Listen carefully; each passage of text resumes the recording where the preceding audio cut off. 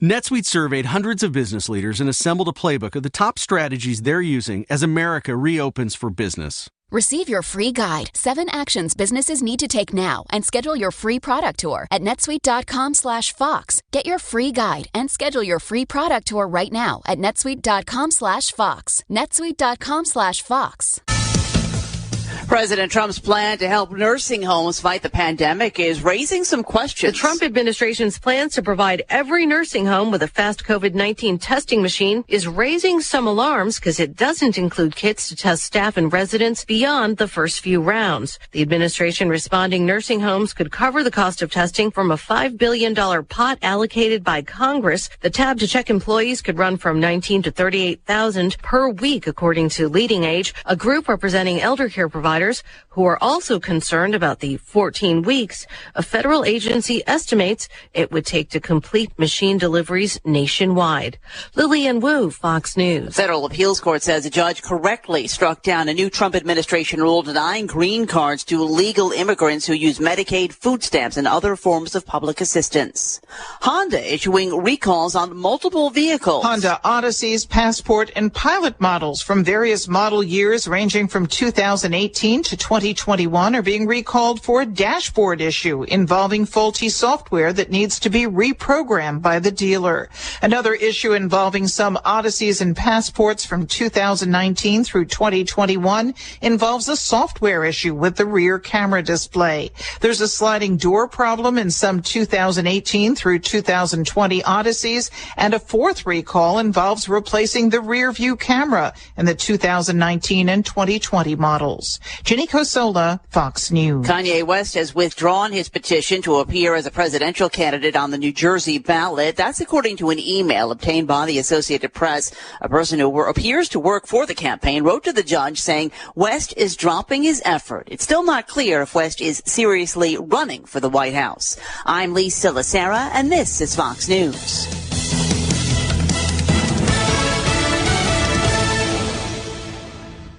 America's ready to get... For over 12 years, Halverson Enterprises CEO Peter Weathers has taken a hands-on approach in all aspects of the tech firm's growth and day-to-day business. But employees say the executive's true talent lies in his unique ability to recognize great ideas and then absolutely ruin them. For as long as I've worked here, Peter has been able to sit down in a meeting, listen to a million different ideas, pick out the one that makes the most sense creatively and financially, and then totally destroy it until there's basically nothing worthwhile about it left. He's remarkable.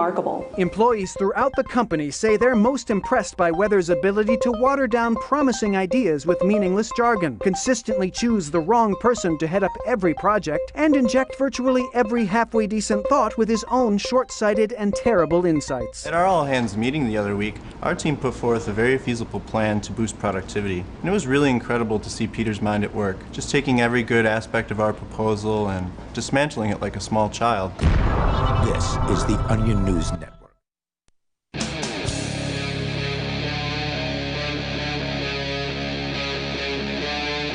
Free Talk Live.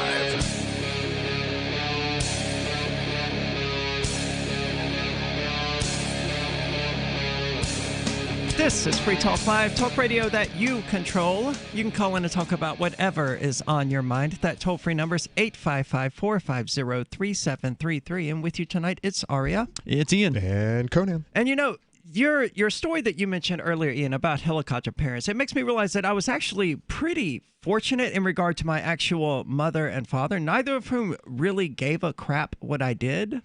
So it was good and bad. I got myself into some trouble as a teenager. Right. As a teenager, you know, is that prone happens. to doing. But by and large, they weren't always breathing down my neck and telling me what I could and couldn't do. It was just like, hey, you didn't get arrested. Well done. So would you have rathered that they did spend more time watching over you and being with you, and you think that would have... Oh, God, no. No, I'm very glad that it happened the way that it did. I mean, especially once I got out of my grandmother's house, I ended up moving in with my dad. It became so much easier at that point. Mm-hmm. Like, by then, I was 16, I think, and I could just buy alcohol from him. Be like, hey, here's Sweet. $20. I need some beer. Cool dad, So, yeah. at least in that case. Yeah, I mean, he knew I wasn't going to be, going out drinking and driving, or, I mean, if I was drinking, he wanted it to be in a, safe place that is versus the. Yeah, that is one of the good arguments behind that. If you know. The problem comes when you have your kids out and about It's driving, super dangerous, yeah. Getting themselves killed on the highway. Whereas if they just stayed at the house, had a party at the house where you could actually watch them, in the next room, of course. I mean, it wasn't even like he was there because he worked nights. I mean, he wasn't there watching me anyway. He just knew that I wasn't going to, because I wasn't an irresponsible person. I wasn't just going to jump in my car and drive down the street after having 5 beers. Yeah, well, sadly, too many people out there, not just parents, but people in general, are too suspicious of other human beings, including their family members, and so they maybe because they're projecting their own issues on everyone else around them, but you do get helicopter parents because, well, they are fearful, overly fearful of what their kids might get into and get hurt. Or get into trouble. I think it's probably largely because he wasn't a helicopter parent that I was responsible enough to drink. And that is where safely. That's the bottom line right there. We are not me, but we have a whole culture of children out there, young people, young adults who never had the opportunity to make decisions on their own because there was someone breathing down their throat every damn second. And now look what we have. We have people who, I don't know, they're going to have a really hard time after this year, 2020, the start of the apocalypse. I imagine the helicopter parenting has only gotten worse because of this pandemic. Plus, the parents who were already helicopter parents are now with their kids pretty much 24/7. So oh my God, the oversight has taken on entirely new levels. Well, not the kids in my neighborhood. They are all out and about, probably trying to get out of the house because they're, Well, I imagine the helicopter parents are the ones staring out the window, calling the police on you because, there are kids playing in your yard or whatever, and they're not social distancing. Or they're in a park without parents with them. So that's the other issue. And you got Child Protective Services. That's all they do these days is they hunt down parents who might have left their kids for half an hour in the house. But to be fair, and you got Karen across the street who figured it out and is calling Child Protective Services on you. The next thing you know, is this you're no dealing longer with the state. acceptable? Because I did that all the time as a kid. When No, I was it is not 7, acceptable. 8 years old, I would just walk down the street to the park by myself. So to be fair, though, Conan, those stories have happened out there, but you never hear about it here in New Hampshire. Well, yeah, not in New Hampshire, but they happened to me in Tennessee. Somebody called the cops. I'm sorry, it was Florida. Somebody called the cops on you because of your daughter? Yeah. And then I was dealing with them for the next year. And what was the complaint? That she was out and about without you? She was in the house left alone without me. Oh, in the house alone. How old was she at the time? 6, 7, 8, somewhere in that range. Okay. That's when I started coming home alone from school. I know. I grew up in the woods by myself. I was running around butt naked with the goats. Yeah, you haven't heard any of these stories, Aria? I mean, it's been coming out over the last, I would say, 2 decades where these busybodies will call the cops. The classic examples of I don't women, pay attention to what people do to parents for the most part because it's just sometimes it just gets into the news. Yeah. I mean, I'm not a parent either, but and I have no interest in being it. But Lenore Skenazy is the person who was labeled world's worst mom because she let her 10-year-old, at the time, 10-year-old, he's probably like 20 by now, but this is like a decade ago, 10-year-old son go home from school on his own in New York City.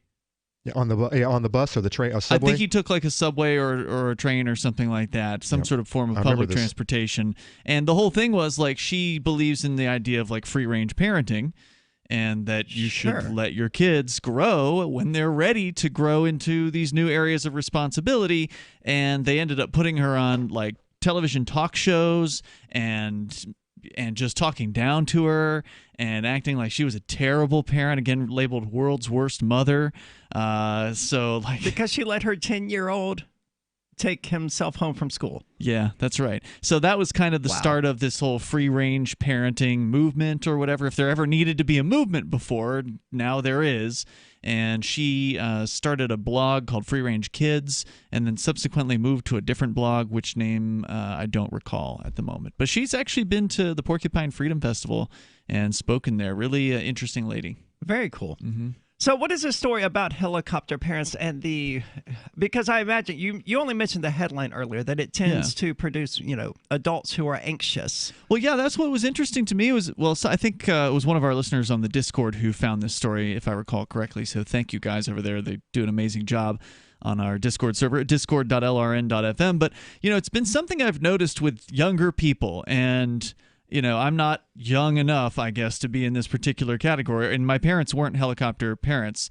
But a lot of young people, and I don't know if you guys have noticed this with the younger people that you know, but they're constantly complaining about anxiety.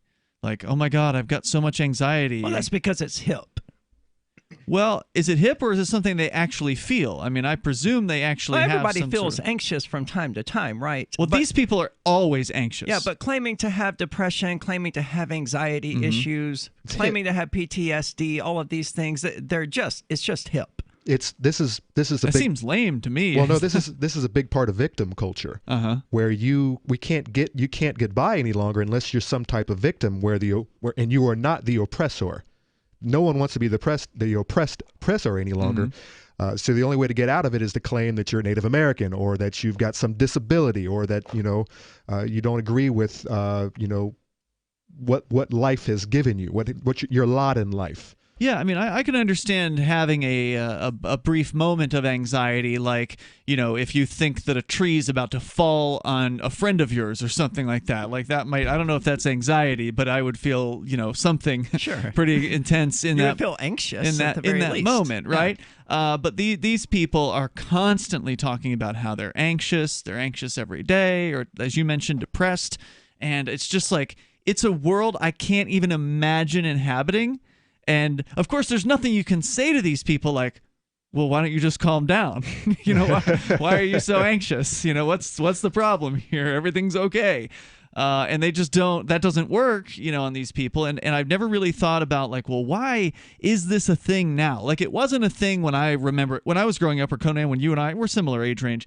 We didn't have time to be anxious. We had forts to build. We had sports to play. We had video games. I mean, we had so much to do. There's plenty of video games right now. I mean, certainly I don't think it's a lack of things to do. Maybe they're too easy.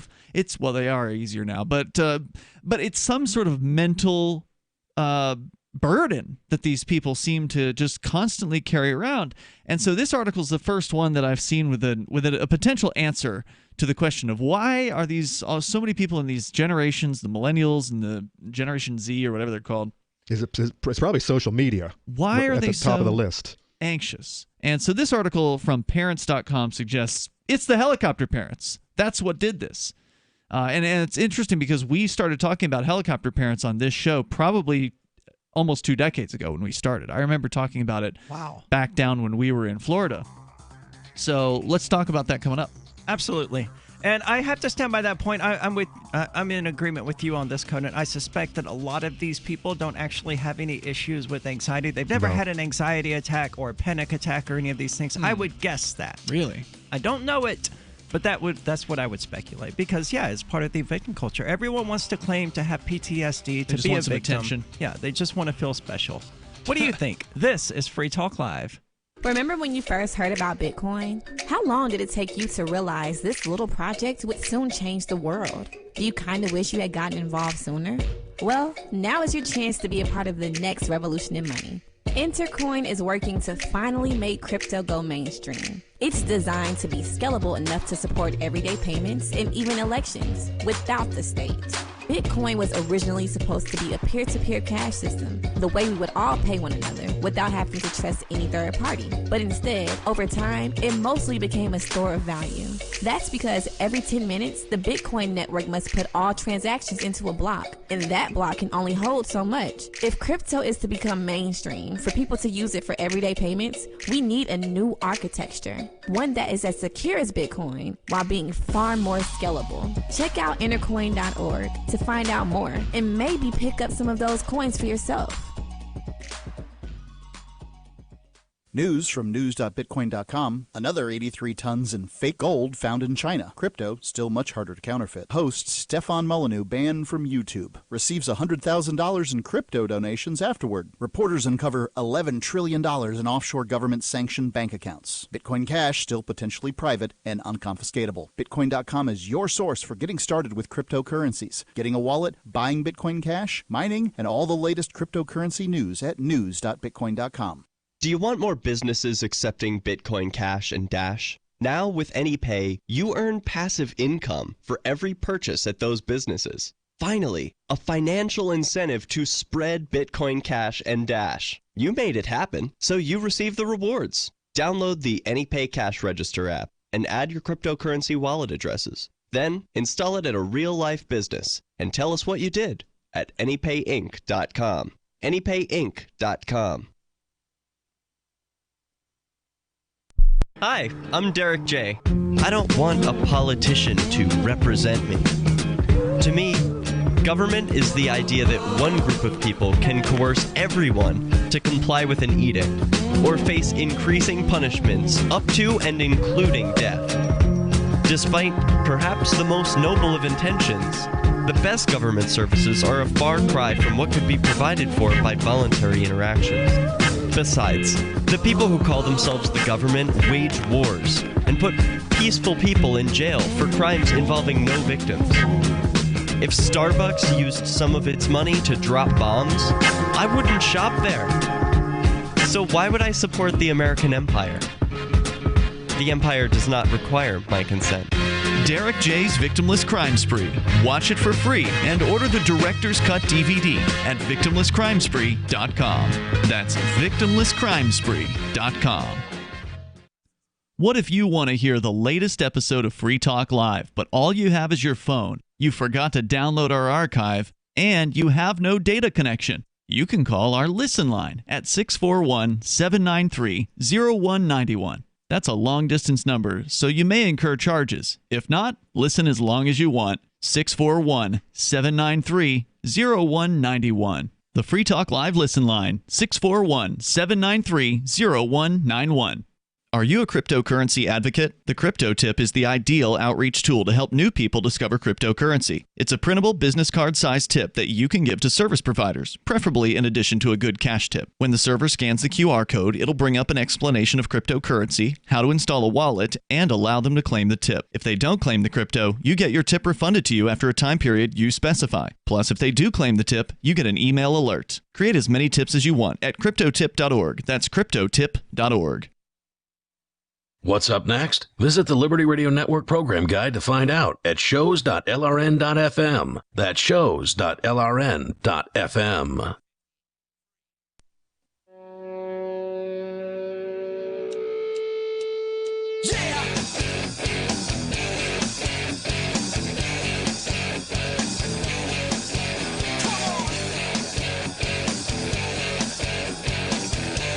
This is Free Talk Live, talk radio that you control. You can call in and talk about whatever is on your mind. That toll-free number is 855-450-3733. With you tonight, it's Aria. It's Ian. And Conan. And there's an important update to Mobilize 2020 in Dallas. It has been canceled. Surprise! Yeah, I'm not surprised. This was not Young Americans for Liberty's decision. The mayor of Dallas forced it upon them. Brandon Bork, director of strategic partnerships at Young Americans for Liberty, asked the question, why are violent protests being allowed to happen, but peaceful YAL events are being shut down?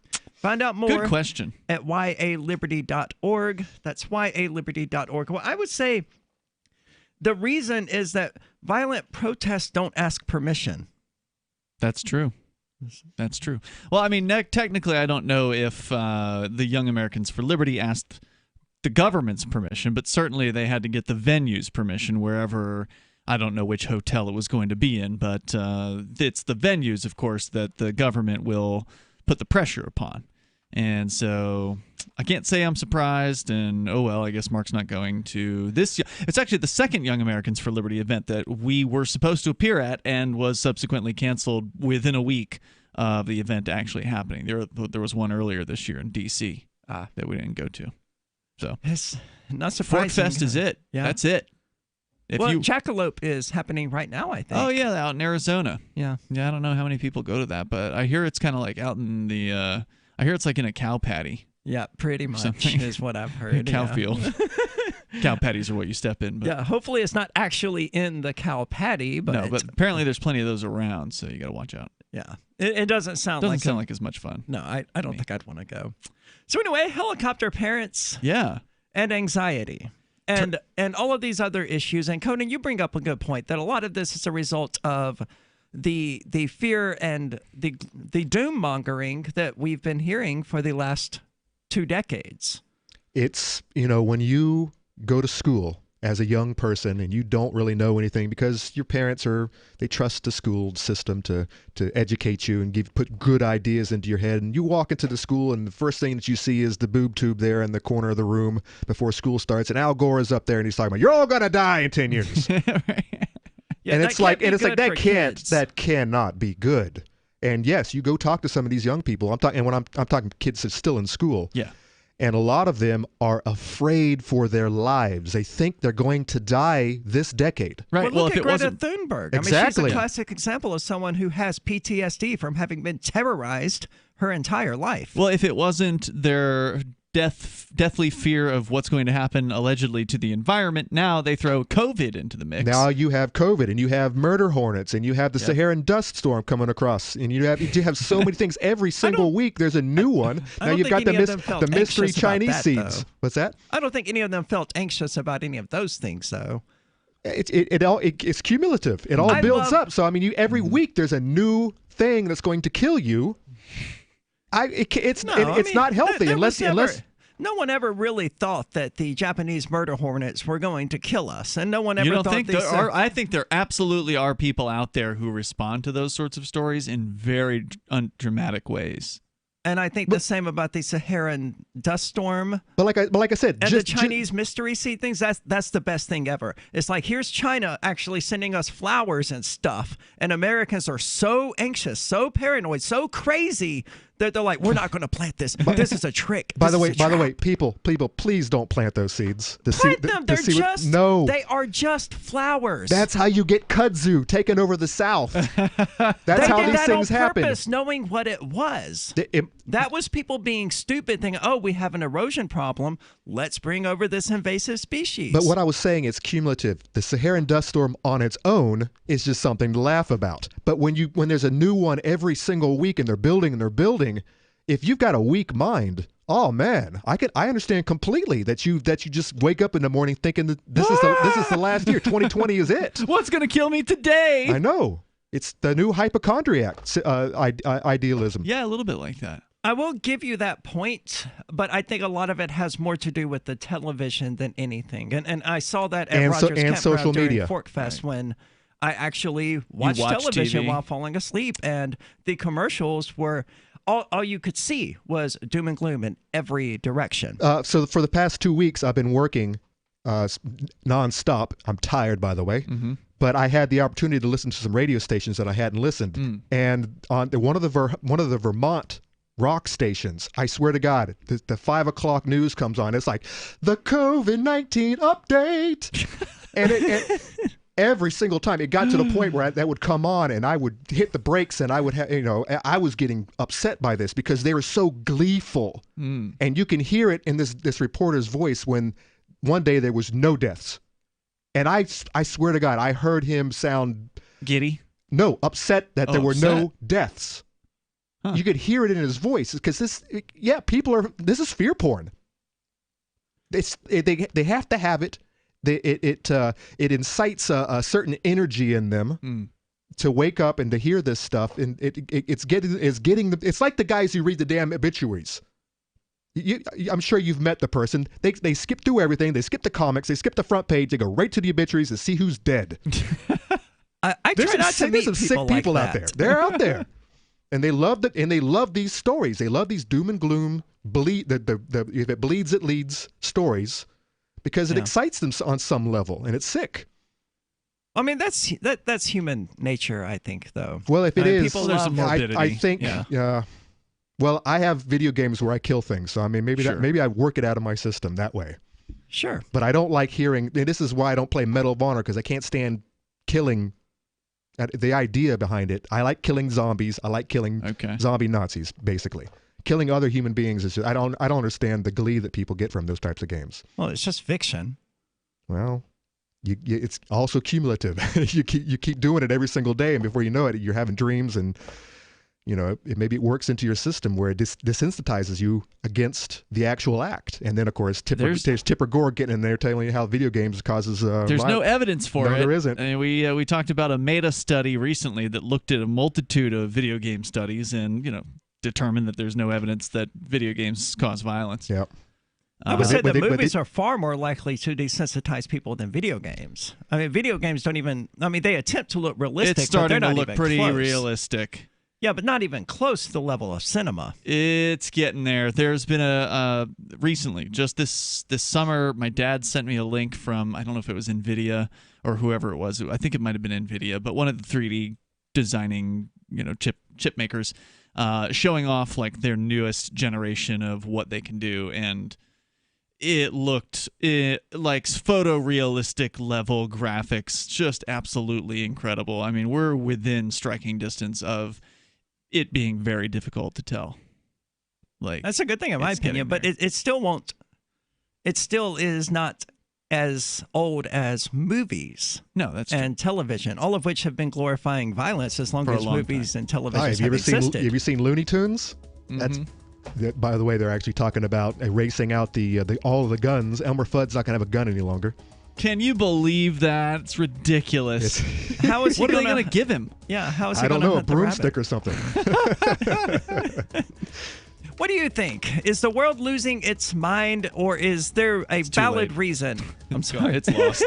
855-450-3733. This is Free Talk Live. It's been a pretty good investment for Free Talk Live. Their ad campaign started in September 2019, and from mid-March to mid-July, the values soared by 10 times. It's not too late. Divvy's new wallet hasn't even released yet, and other things are happening that I can't even say on the radio. If you want to invest and potentially do well, go to divvyproject.org. I can tell you that FTL is deepening its partnership with the guys from divvyproject.org. Past performance is not an indication of future profit. divvyproject.org. D-I-V-I project.org. News from news.bitcoin.com. The IRS is requesting information about privacy cryptos from people that are still filing their income tax forms. Coinbase may be planning to go public on the stock market this year. Stablecoin Tether is now circulating on the Bitcoin Cash network. Bitcoin.com is your source for getting started with cryptocurrencies, getting a wallet, buying Bitcoin Cash, mining, and all the latest cryptocurrency news at news.bitcoin.com. Log on now at news.bitcoin.com. On Free Talk Live, we're bringing people to the ideas of liberty every day. From wrestling superstars like Glenn Jacobs. You guys really are having an impact, I believe. Like I said, a lot of where I am now is due to listening to Free Talk Live. You changed my mind on some very important issues years ago. To random people tuning in on the radio. I was kind of stuck in the left-right paradigm. I heard your show by chance on a Saturday night. From there, I went on, joined the Free State Project, and become an amplifier. So, I mean, that's really the reason why I amp is because I know that if it wasn't for you guys being on as many stations as you are, I never would have found the ideas of liberty. Your amp will directly change more lives by getting Free Talk Live in front of people looking for talk radio online and on the air. When you amp Free Talk Live, you get perks like access to the AMP-only Facebook group and AMP podcast. Visit amp.freetalklive.com. Do you want more businesses accepting Bitcoin Cash and Dash? Now with AnyPay, you earn passive income for every purchase at those businesses. Finally, a financial incentive to spread Bitcoin Cash and Dash. You made it happen, so you receive the rewards. Download the AnyPay Cash Register app and add your cryptocurrency wallet addresses. Then install it at a real-life business and tell us what you did at anypayinc.com. anypayinc.com.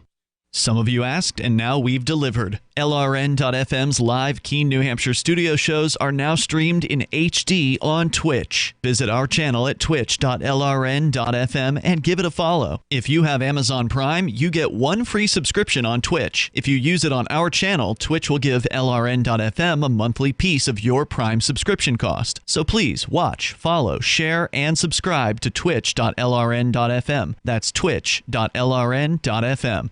The Free State Project has reached its goal of 20,000 liberty lovers who've pledged to move to New Hampshire and get active to achieve liberty in our lifetime. Perhaps you're trying to figure out what part of New Hampshire should be your destination. If so, consider Keene. You'll find more than 150 reasons to move to Keene at move.freekeene.com. Keene is famous for its historic, publicity-generating activism, as well as being the liberty media capital of the world. It's home to freekeene.com, New Hampshire's destination for liberty activism, news, and opinion. For years, we've been compiling over 150 reasons to move to Keene at move.freekeene.com, where you'll learn about some of what's happening here and what makes Keene a great place to live. If you love liberty, you'll probably enjoy anywhere you end up in the Shire. But do your due diligence first. Please visit move.freekeene.com for the full list of over 150 reasons to move to Keene. That's move.freekeene.com. Join the LRN.FM Discord for live chat 24/7 at discord.lrn.fm. That's discord.lrn.fm.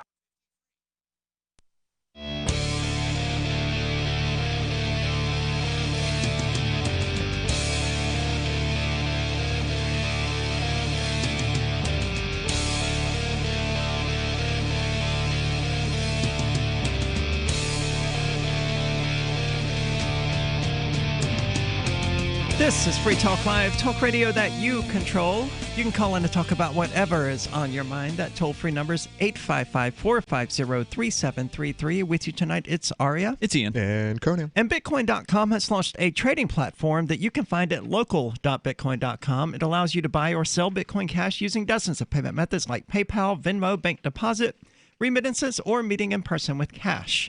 There are no ID requirements to sign up for and use the site, and all communications between buyers and sellers are encrypted, which means finally you have a global trading platform that respects your privacy. Visit local.bitcoin.com to get started trading Bitcoin Cash. Again, that's local.bitcoin.com. Now, we're talking about helicopter parents here and anxiety and just the myriad ways that the next few generations of human beings are just going to be completely and totally screwed up. Yeah, it's bad. Every generation says that about, succeeding generations. Kids these days, yeah, they're going to be so screwed up. But we're get off looking at my this lawn in really unprecedented times. Yeah, because you've got the helicopter parents that have been going on. Apparently, it's the Gen X parents who were accused of being helicopter parents, according to parents.com, that are raising these millennials and these Generation Zs. And now you slap on top of that the COVID fear on top of all the other fears that they've been piling on, and you're going to get a real messed up batch of kids. Yeah. And I don't know what the batch is going to be called after the Zennials, but I imagine we're getting close to that batch starting or whatever. I'm not sure what all the breakdowns are on the generations. But the story here from parents.com, every generation of parents is the object of tongue clucking over their parenting style. In the 70s and 80s, what is now referred to as free-range parenting reigned supreme, leading to a generation of latchkey kids who made their own dinners and went unsupervised well into evening hours. In the 90s, Gen X parents were accused of doing a 180 and becoming helicopter parents. Yeah, by the way, I think there is some truth to this. And the reason this took place is because the latchkey kids, which I kind of am one. Me too. We are... because their parents were never there and they were always off at work doing their own thing. These are the boomers. Right. Now it is, like you said, full circle. Now you have these parents, these kids that grew up alone, who might have been anxious about it in their own way. They might not have been wearing it on their shoulder, but now with their own kids, they're overcorrecting the problem that they'd experienced as children themselves. And so this is what you get. It's just, and hey, this is how history works. It's a pendulum. It's constantly swinging back and forth, correcting itself because humans are stupid. It's an ugly process. Humans have a tendency to mess things up, and I think that's what we're experiencing right now. Yeah, and apparently they have trouble with moderation. These helicopter parents were accused of some pretty ridiculous stuff. I remember talking about it, like I said, almost 2 decades ago on this show, about how some of these helicopter parents were going so far as to actually attend college with their kids. College? Like going to their meetings with, like, if they had to meet with the dean, or if they had to meet with like a job, potential job application, mom would actually come with and sit down with their kid at a job application. Can you imagine being the employer and you get an email saying, "Oh, by the way, can I bring my mom with me?" It's like, all right. Yeah, it'd be a hard no from me. Or you don't get an email. It'd be a hard, nah, you don't even need to come in, man. Right. Or you don't get an email, and mom just comes in with the person, and you're like, sorry, who is this? I imagine the kind of person whose mother accompanies them to a job interview is not going to be a very good employee. Exactly. Well, Yeah. I mean, Chuck that one in the circular I mean, file. I hear these stories all the time when you get kids going to college, and the first week they're just freaking out. They're all anxious and they're all over the place. Because they're alone? Because they're in a new environment. They've never done anything. They've never washed their clothes. They've never bought food on their own. They've never done anything, and they drop out the first week. Because I think there was just a story here in Keene, right here at our stupid little college here. Wouldn't surprise me. First week, people were dropping out. Gen X parents accused of doing the 180, becoming helicopter parents, who are not only far more involved with their children's social and educational development, but also seen as potentially overbearing, hovering over their kids to the point that they might compromise their child's independence. But what do the kids of the helicopter parents actually grow up to be like? That was the question posed in a recent compelling Reddit thread that racked up over 2,000 comments. So again, this is by no means a scientific study. Sure. It's just a Reddit thread. It's just Reddit. With a bunch of personal stories. A commenter named Petrodactyl, with a bunch of numbers in there instead of letters, shared that being raised by helicopter parents left her feeling like, quote, honestly, just an anxious mess. She continued saying, quote, every job I've had, I've been constantly afraid I'll mess something up and be a disappointment. It's honestly paralyzing. Redditor Fox June. I don't know if that sounds like a helicopter parent thing, or naturally it's being caused by helicopter parenting. Helicopter parenting, they give too much praise. They give too many awards, participation awards to their kids, and so it sounded like that was that girl's problem. She was too afraid to do anything for the fear that she wouldn't get it wrong. she wouldn't get the praise because she got praise for everything she did at the house, and now she's out. And it sounded like she wasn't worried about not getting praise. It sounded like she was worried about criticism. Because probably she realized on some level that she wasn't, she was subpar and not able to live up to her boss's expectations. She couldn't get anything wrong with her parents, right? Like the parents were always telling her how good she was, and overbearing, helicopter hovering over her, watching over her every move to make sure she couldn't hurt herself, make sure she couldn't do anything wrong, make sure to catch any errors before she made them. And now she's out in the real world, and she's too afraid to even take a single step. I think we're conflating the two things. I think there's a very big difference between a helicopter parent, someone who just is constantly over their kid's shoulder, and a parent who just constantly heaps false praise onto a child. I think they're one and the same. I think they come together. I think they're one package. The helicopter parent doesn't want their child to feel bad. They don't want their child to get a boo-boo. They don't want their child to fall off the bicycle. They don't want their child to have their feelings hurt. That's why they're hovering. They're hovering over them to protect them from all the negative experiences in life. And once again, I go back to my original statement where they had to do everything on their own. The parents did, yeah. The Xers, these children of the boomers, and so they are basically living vicariously through their children. Because they don't want to. That's what all parents do. Sure, yeah, I mean, that's why they have children. Exactly, but every generation is going to be different. The parents are going to behave differently through their children, and in this case, you have Xers who lived on their own, and I guess on some level, they don't want their kids to have to live that same experience that they did. This makes perfect sense to me. Yeah, it does. So she says she's paralyzed because she's afraid she's going to mess up. Now she's on her own. Now mom's not there to hold her hand. Mom's not there or dad's not there to say, here's how you do it, honey. You do it like this. Okay. Oh, no, over here. And then now she's all alone, and she's got to make decisions for herself. And she's like, I can't make a decision. I can't decide to take step number one. Right. Because I'm afraid that I'm going to mess it up. I'll disappoint someone. Redditor Fox June had a similar sentiment, describing themselves as, quote, anxious, suffocated. Helicopter parents have this unrealistic expectations but refuse to accept that their children are now adults, unquote. Flippin' Cedar spoke to their own experience and how it's affected their parenting style, writing, quote, my mom was the original helicopter parent. Adulthood was hard. I had 0 real-life skills. Now I'm 40 and have kids of my own. As a parent, I'm much more relaxed than my mom or even my husband. I actually lean well into the benign neglect end of parenting spectrum. I held a lot of resentment towards my mom for years for not teaching me things and for, quote, saving me all of the time. And by the way, that woman, she's an Xer. She is an Xer. Her parents were boomers. You mean at age 40? Barely. Yeah. I love my kids like mad, so I let them fail and learn from their mistakes. My kids are way more competent as kids than I was as an adult. They know how to budget and save, how to cook and clean, and are learning so many other aspects of being a real person. So it sounds like the pendulum swung the other way with that person. Which is a positive thing. I mean, it sounds like her kids are happy, well-adjusted, competent individuals, and that's not true of the girl who is so terrified of criticism that she can't get a job and she's just living in a constant state of paralysis. What do you think? Are you a helicopter parent?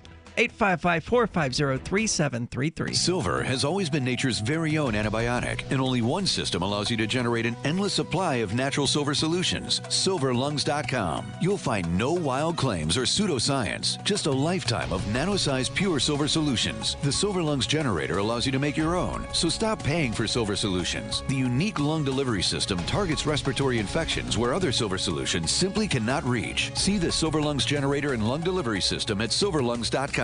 That's silverlungs.com. Attention listeners interested in food supplies. If you've ever wanted to create an endless, crash-proof stockpile of survival food and do it with very little money, pay close attention. This could be a game changer because the cost-effective do-it-yourself secrets survival food companies won't tell you about are available. Learn all about them at foodshortageusa.com. Check this out. The economic disruption that's occurred in the last 6 months is going to have consequences. Big ones, especially when it comes to food. The availability of food as well as the inevitable rising prices, which always get passed on to the consumer. The fact is, hyperinflation has huge implications for food and food prices. Smart listeners, you should begin bracing for impact. The good news?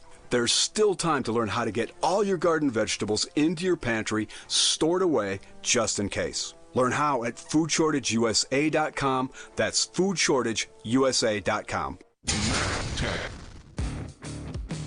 Have you ever thought about turning your Glock, XD Family, or 1911 handgun into a semi-automatic carbine? It only takes about 30 seconds. The MacTech Carbine Upper is classified as an accessory and can be delivered right to your doorstep with no FFL or background check required. It's the world's most versatile pistol accessory. Build your custom upper today. Simply go to handgunconversion.com. That's handgunconversion.com. This is Michael Dean from the Freedom Fiends. I've run websites since 1996 and have used over a dozen web hosts in that time. AgristHosting.com is the only one that hasn't broken my heart. Agrist Hosting's uptime and service is stellar, and their DDoS mitigation is the best I've seen. That's important because if you tell the truth in this world, you'll ruffle feathers. And some people will try dirty tricks to silence your voice. No matter what the haters hit us with, Agrist Hosting keeps our websites online. If you have a mission-critical commercial presence or a world-changing activism site, you cannot tolerate any skullduggery. So go with agristhosting.com. Have a WordPress or blog site, but you're not satisfied with performance or uptime? Or just want raw hosting? Want to pay with Bitcoin? Agrist Hosting specializes in high-performance hosting with personalized service. Go to agristhosting.com and click on the button that says Get Hosted. That's agristhosting.com.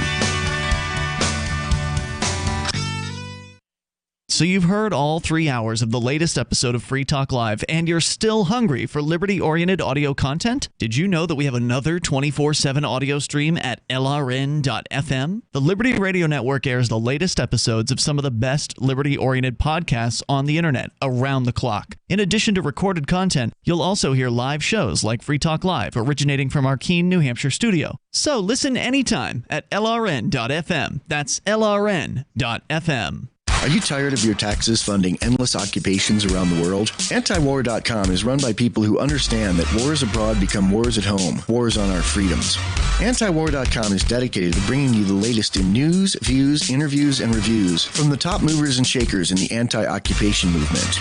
Antiwar.com has it all, from thorough foreign policy analysis to interviews with whistleblowers who used to run the military-industrial complex. Anti-war, pro-free market. That's antiwar.com. Live video of our Keene, New Hampshire-based shows is streamed on DLive. Please follow and share at dlive.lrn.fm. That's dlive.lrn.fm.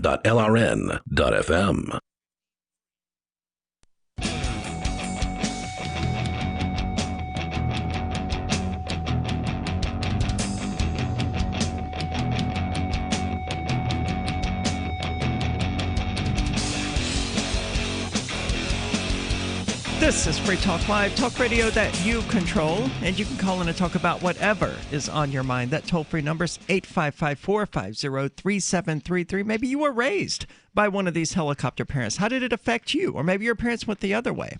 Let us know, 855-450-FREE, as in Free Talk Live. With you tonight, it's Aria. It's Ian. And Conan. And let's go right into the phones. We got BSN calling from Ontario. BSN, you're on Free Talk Live. Hi there, can you hear me? Yeah, what's on your mind?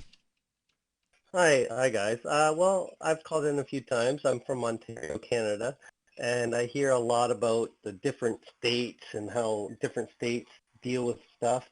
But Ontario, Canada is really one of the worst as well, in that all the public sector unions get together. The teachers went on strike before COVID, big strikes, rotating strikes, they refused to work. Then COVID hit.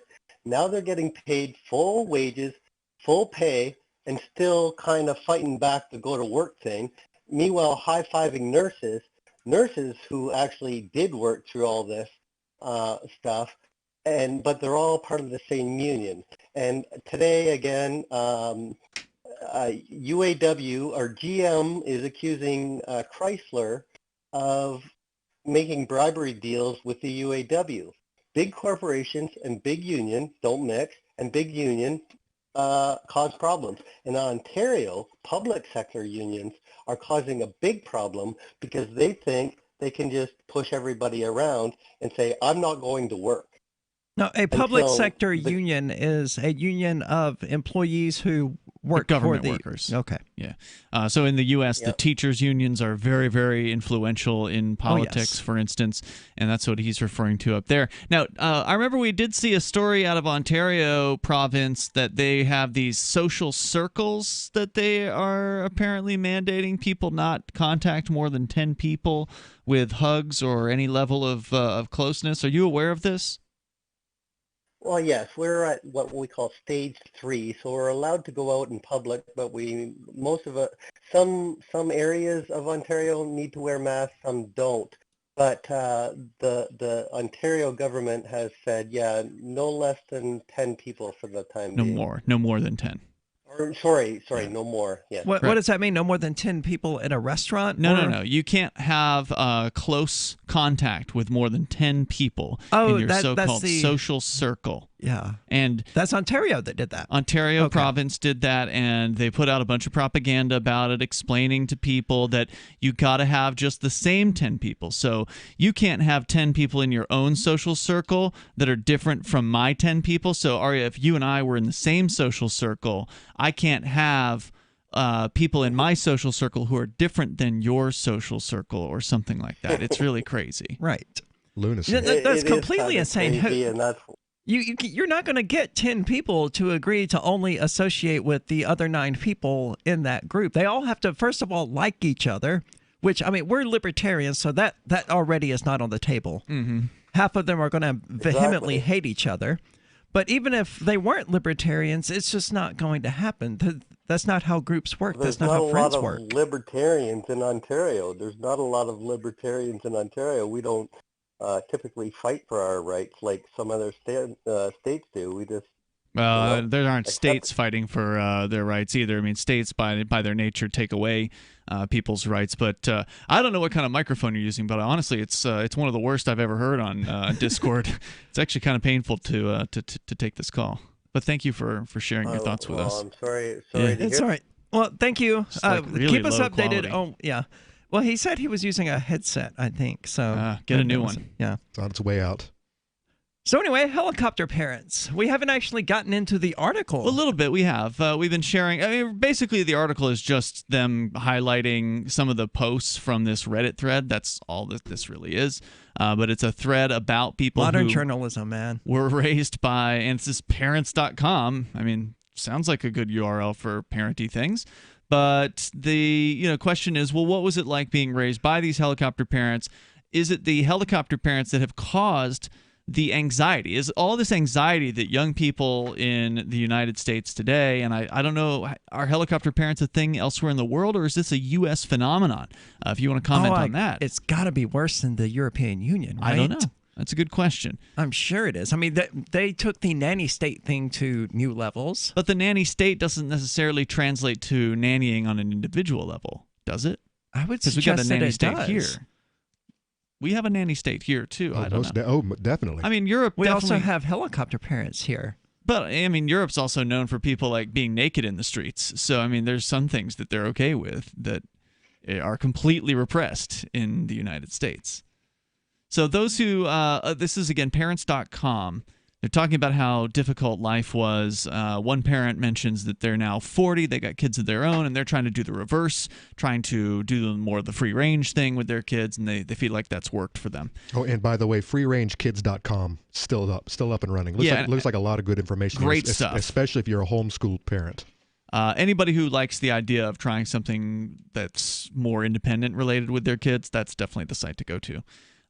Those who know people raised by helicopter parents also had some observations of their own. For example, reuse this name, this is the username, observed, quote, "Where I went to school, there were unfortunately a lot of helicopter parents. The kids ended up going to college somewhere far away, and once they realized their newfound freedom, they went absolutely nuts with all the partying, often causing their grades to suffer as a result. A few were even forced to move back home, where they were again subjected to their parents' helicopter parenting style."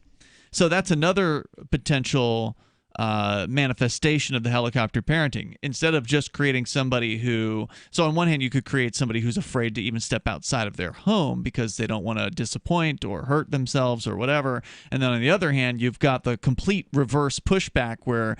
You've been sheltered your whole life, and now you're finally free to get out there and to drink yourself to death. They had remember they had a series about that. I forget what it was called, but there was like one of those reality show series. The Amish people, where the Amish Rumspringa? That's it, Rumspringa, where they would get out from their oppressive Amish households for like the first time as a late teenager, and then go crazy with like sex and drugs and and you know what?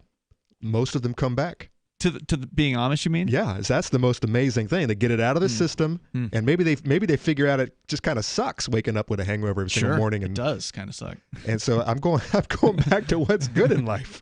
A former spouse writing on the handle Beowulfsaurus Rex wrote, quote, "My ex has an overly doting mother. He couldn't crisis manage, troubleshoot, or handle anything on his own. He also only trusted her advice.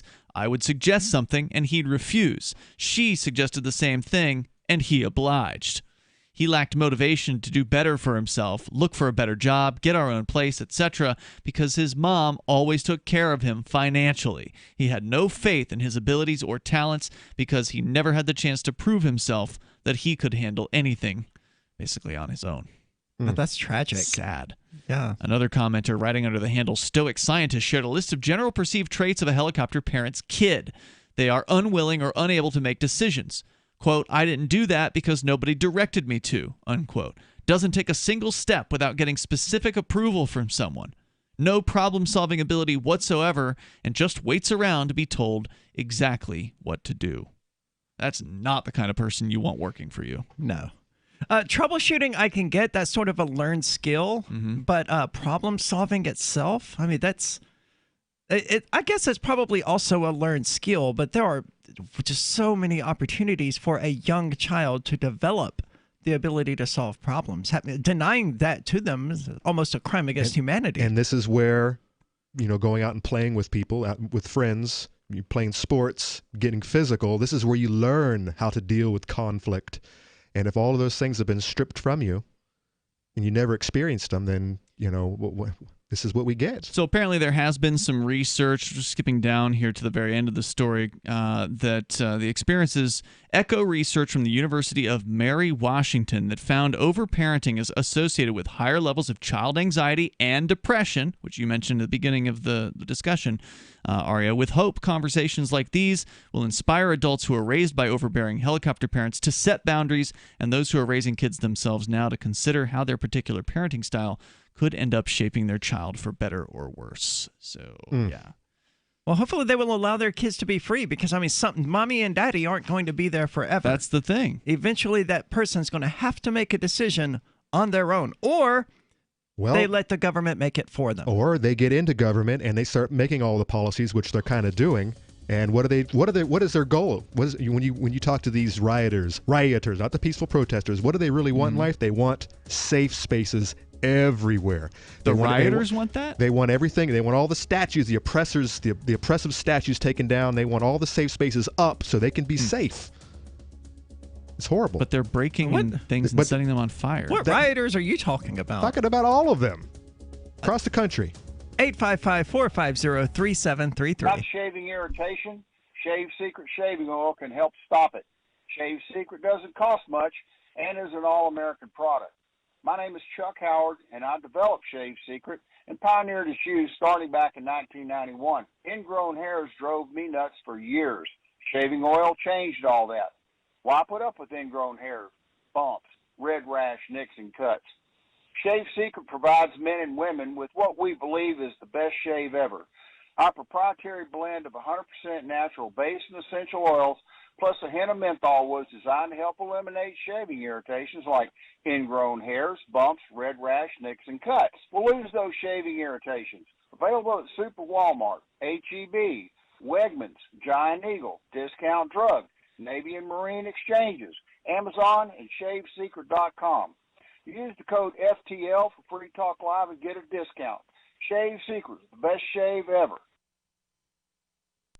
Bitcoin.com has launched a trading platform at local.bitcoin.com, allowing you to buy or sell Bitcoin Cash via dozens of payment methods like PayPal, Venmo, bank deposit, remittances, or meeting in person with cash. There are no ID requirements to sign up for and use the site, and all communications between buyers and sellers are encrypted. Finally, a global trading platform that respects your privacy. Visit local.bitcoin.com to get started trading Bitcoin Cash.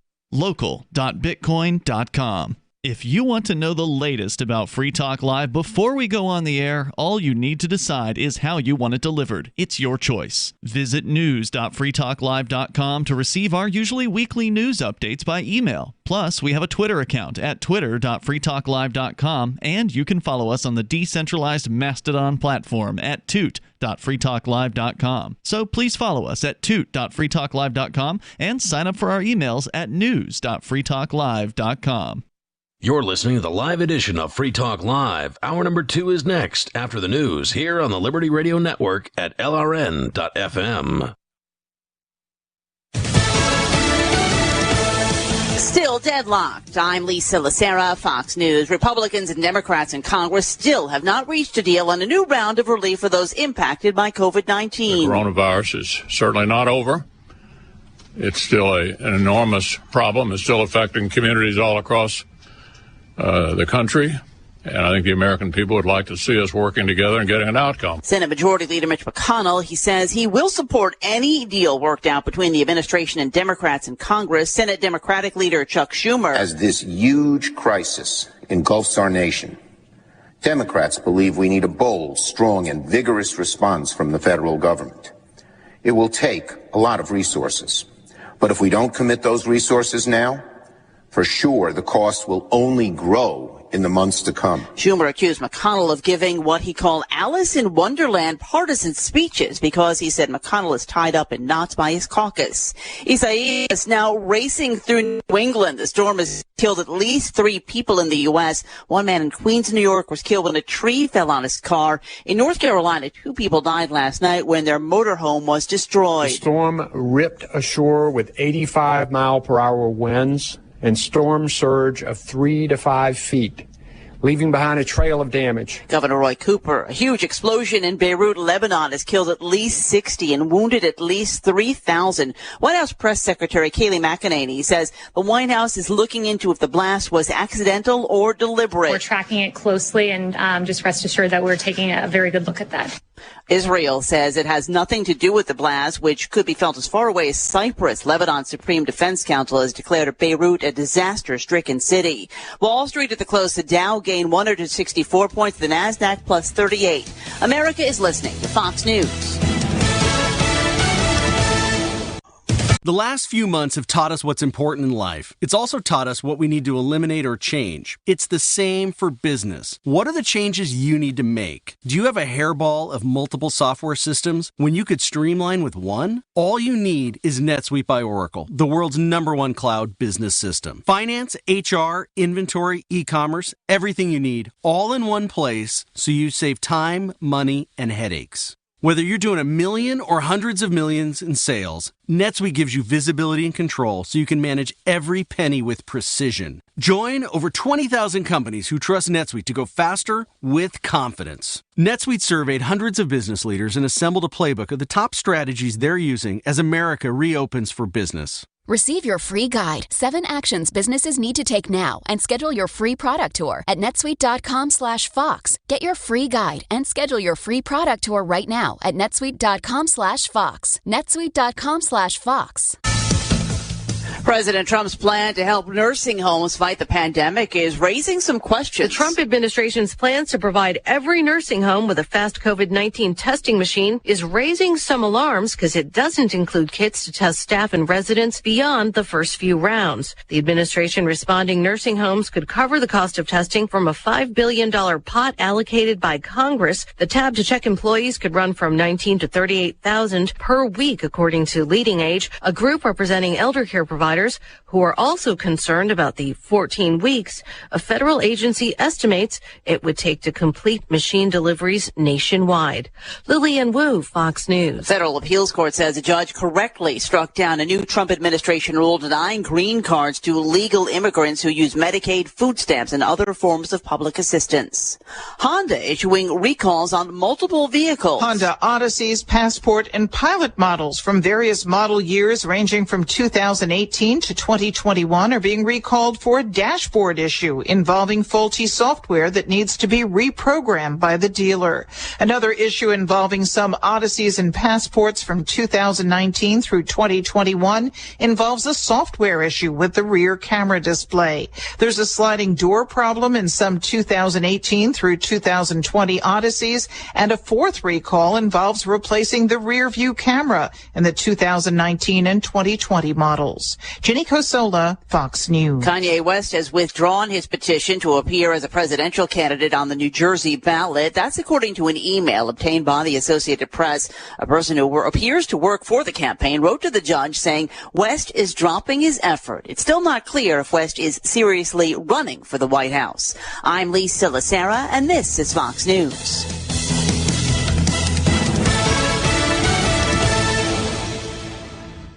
America's ready to get... This is the Onion Week in Review. Sources are confirming your dog died earlier today, and we're all really sorry you had to find out about it like this, buddy. Though it's a lousy thing to have to learn from an online web video, and even shittier to hear from a cold, hardened newsman's voice that you can't put a face to. Your pet passed away in his sleep while you went out today, and we understand how shocked you must be right now. Sources added that there are many local shelters with animals in need of a good home, though we understand that no dog can ever truly replace the one you just lost. I lost a dog once, but my mom was the one who told me about it, and she was quite the comfort. In this week's op-ed pages, Pantene CEO Marcus Russo laments feeling like the only one who gives a shit about rich, lustrous hair.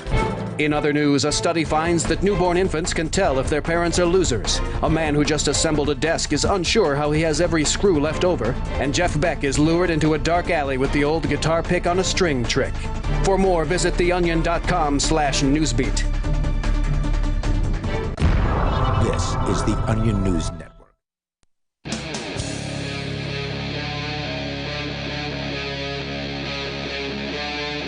Free Talk Live.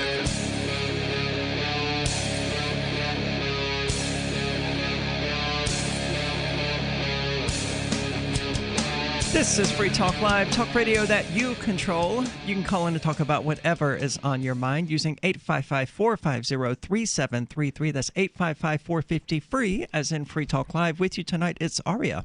It's Ian. And Conan. And you know, this virus thing, it actually ties into the helicopter parenting thing, because the helicopter parents are the ones most likely to, I would think, to be squirting hand sanitizer all over their kids. Oh, yeah. All around the clock, right? Which we can... Make sure you put your goggles on before you leave today, Jimmy. Oh, God, it's coming. Yeah, these are not the kids who are going to be out there eating bugs and playing in, sandboxes with cat turds and all this other nonsense in them. I mean, it's just not going to be happening. So they're going to have weakened immune systems, which, according to this article you have, is the result of people actually. I mean, the COVID-19 thing is worse because people have weaken their immune systems by not exposing themselves to things. That is my number one concern with this whole pandemic, this whole lockdown, which makes me think that it is intentional, because it's intentional. Everything they are telling us to do, in my opinion, is wrong for our human bodies. I don't think that they necessarily intentionally created COVID, but the reactions certainly seem like they've been planned. Well, that argument is still on the table, whether it was man-made or not. But certainly the Faucis of the world, everything he comes out and says, it's like, no. This is not how you build your immune system. This is not how it's not only destroying the economy, but I think in a way it's destroying your body. You're not preparing yourself to actually be. Basically, Fauci is the helicopter parent of the whole damn country, right? Telling us, not allowing us to get out there and do what we need to do to survive. I think we are, in fact, not we. Many people across this country are weakening themselves. And it all started mentally and physically. And this whole idea started a long time ago, like 100 years ago. And this is concerning the way that we treat, the way that we deal with germs these days versus so it's germ theory that versus terrain theory versus the body. Let me just get into this article. This is from LouRockwell.com. The author is Karen Salick. Karen. Karen. I feel bad for anyone named Karen now. I should have just told her last name. Karen writes, I look at the coronavirus crisis differently from most people. To me, it's the reopening of a 150-year-old scientific controversy that much of the Western world has forgotten. French scientist Louis Pasteur is widely celebrated as the father of germ theory. The idea that we became sick when our bodies are invaded by foreign organisms such as bacteria, molds, fungi, and of course, viruses. Although the idea has been circulating long before Pasteur achieved eminence, his laboratory work in the 1860s appeared to provide the scientific proof that has previously been missing. What's not widely known is that another French scientist working in the same field in that same era, held somewhat different beliefs known as the terrain theory. They believed that the most important factor that determines whether or not a person becomes ill is not the presence of a germ, but rather the preparedness of the body's internal environment, the soil or terrain, in order to repel or destroy the germ. I mean, it seems like this would be pretty easy to test. Take people who have been sheltered and don't have built-up immune systems and expose them to the same germ as you expose to people who do have strong immune systems. That sounds like an easy experiment, except none of them are doing it because there's no money in it. We'll get to that. Well, there's also ethics rules that will prohibit certain types of experimentation. Well, I mean, look at these vaccines. I mean, they're testing brand new mRNA vaccines that have never been, I don't think, ever been tested on humans before, and people are lining up. Oh, yeah. They're lining up to be test subjects. I mean, they're fighting over who's going to be first, apparently. That's another news story. One of the main terrain theory scientists was Antoine Beauchamp. Pasteur and Beauchamp were bitter rivals over several scientific issues. The book Pasteur, Plagiarist Imposter even suggests that Pasteur plagiarized some of his work from Beauchamp. No doubt sore point with the latter. This sounds a whole lot like Tesla versus Edison, by the way. Same time period, kind of the same time period. Beauchamp, no doubt, a sore point with the latter, who ultimately died in obscurity, just like Tesla. Pasteur, by contrast, became a skilled self-promoter who literally managed to make his name a household word long past time of his death. What's his name? Pasteur. Oh, the other guy? Louis Pasteur. Louis Pasteur. He's the You've probably heard of pasteurization. I believe he was the guy who came up with that. The other main proponent of the terrain theory was Claude Bernard, who, notwithstanding their differences of opinion on scientific issue, was a close friend and associate of Pasteur's. At the end of his life, Pasteur is said to have recognized the importance of what Bernard had been trying to tell him, remarking on his deathbed, the germ is nothing. It's the soil, it's the terrain that is everything. I mean, isn't that almost incontrovertible? I mean, this is why people with weakened immune systems have to be put in bubbles and things like that, because the terrain of their body is not capable of fighting off the germs that everyone else has no problems fighting off. It may be incontrovertible to you now, but Pasteur was what, was it the 1800s? 1860s. Yeah. So I mean, back then. Well, and keep in mind the way what they were dealing with in the 1860s. They were living in their own filth. Yeah, I mean, sure. they didn't have no sanitation. No sanitation. They weren't sterilizing anything. And on top of that, you had the food. They were malnourished. They were working extremely difficult jobs, a lot of them, and living in their filth. So I mean, there were a lot of things that were working against the human body. But I mean, wouldn't living in their filth strengthen their immune systems, according to this reasoning? Not if it's constant. You just can't. Yeah, you basically want to build a strong immune system that if you come into contact occasionally, if you brush up against something, that you're able to fight it off. But if you're just constantly living in a cesspool, it's just there's no chance for the body to recuperate. There's no chance for the body to all things in moderation, including the cesspool. Yeah. Including the cesspool. Well, I imagine there's probably some sort of upper limit about how filthy one wants to get before, they're just destroying their immune system rather than building it. You don't want to make a point of, drowning in filth, but at the same time, getting a little bit dirty isn't the biggest problem in the world. I'm going to skip a paragraph and go right here. She sounds like she's from Canada, and speaking of, for instance, on the Ontario government's website telling its citizens what to do about COVID-19, its advice consists entirely of measures designed to prevent people from coming in contact with the virus. Stay home, wash your hands, don't touch your face, maintain physical distancing, and wear a mask when you have to go out. And now, as we just discussed, you have your stupid 10 people social circles. To be fair, that would be good advice if this was like a catastrophically deadly virus. Yeah, if this was the bubonic plague, which wasn't a virus, by the way, according to the theories, it was it was a bacteria. It was bacteria, right? You would think that this would help, but I don't know. I'm not a virologist. No, that's why our opinions don't matter, and we're just spouting fake news right here on this show this evening. No mention is made of any measures individuals can take to ensure their immune systems are operating at peak, to ensure their systems are operating at a peak efficiency. Or, as the French scientists would have put it, the terrain is well prepared to mount a defense. Right, they're just trying to block anything from reaching the terrain in the first place. Correct. It's almost as though the Ontario government doesn't believe that human beings have an immune system or that they're of any use whatsoever.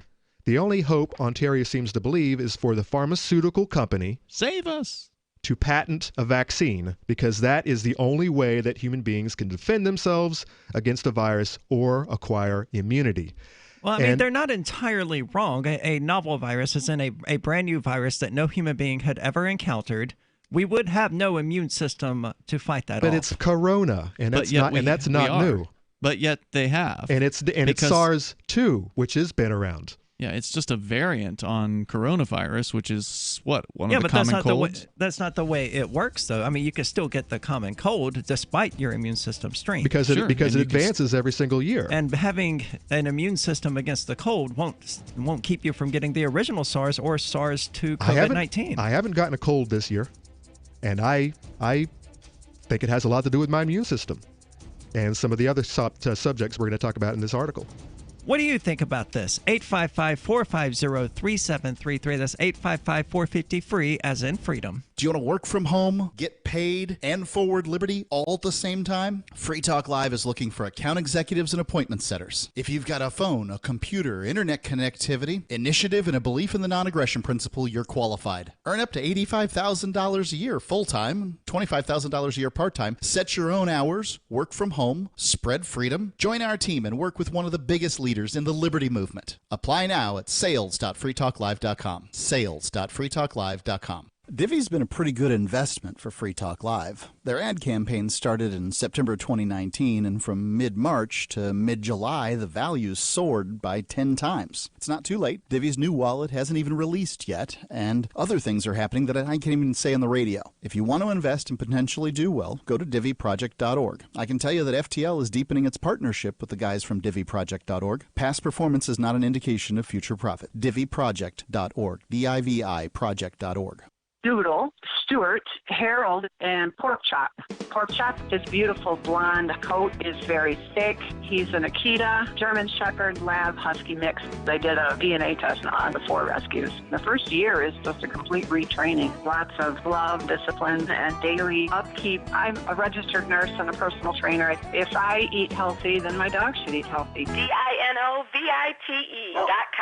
They need the vitamins and minerals that Dynovite provides. Dynovite is nutrition. Harold, the Border Collie Pit Mix, has the most beautiful jet black coat. Stuart, my rat terrier, has fur now where he never had it before. Doodle, he's a poodle cocker spaniel. His energy is tremendous. The Dynovite will make your dog happy, vivacious, jump up and down, wag their tails. It will make you smile. You won't believe how happy your dog will be. I get my Dynovite at DINOVITE.com.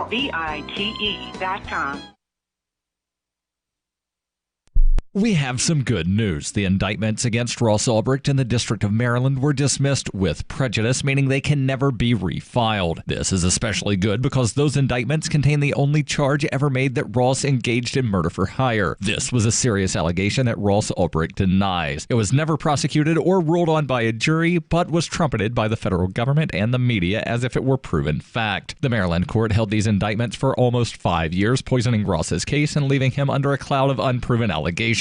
As explained in Ross's appeal to the Supreme Court, the fact that the judge used these allegations to give Ross a draconian sentence of double life without parole violated his Sixth Amendment right to a jury trial. Judges are required to issue sentences based on convictions decided by a jury, not unproven allegations never even charged at trial. Although this is a positive development, the dropped indictment will not set Ross free. Now, a presidential pardon is Ross's only hope of freedom. Sign the petition at freeross.org. freeross.org. LRN.FM now has a Discord. Discord is a free text and voice chat platform, and we now have our own server with a bunch of channels at discord.lrn.fm. You can join other listeners as they chat about various things during our live shows, or anytime, day or night. Discord software is available cross-platform, so you can have it on whatever device you want and take your chats anywhere. Join our Discord at discord.lrn.fm. That's discord.lrn.fm.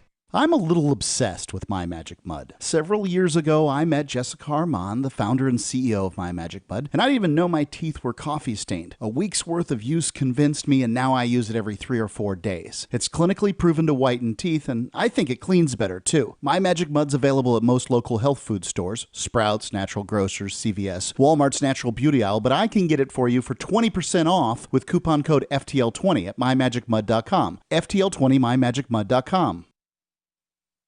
You're listening to the best liberty-oriented audio streamed around the clock, on the air and online. This is the Liberty Radio Network at LRN.FM.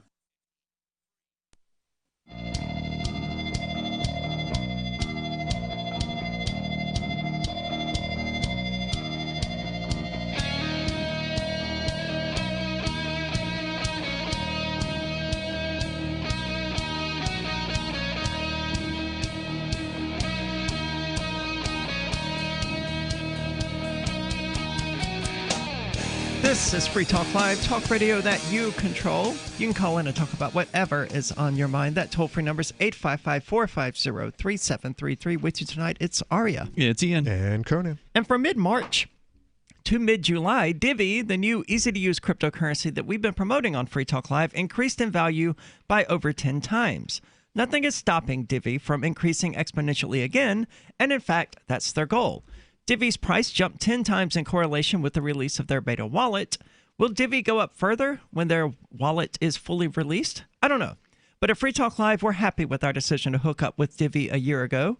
You can go to divvyproject.org and begin earning Divvy by starting a masternode or staking Divvy.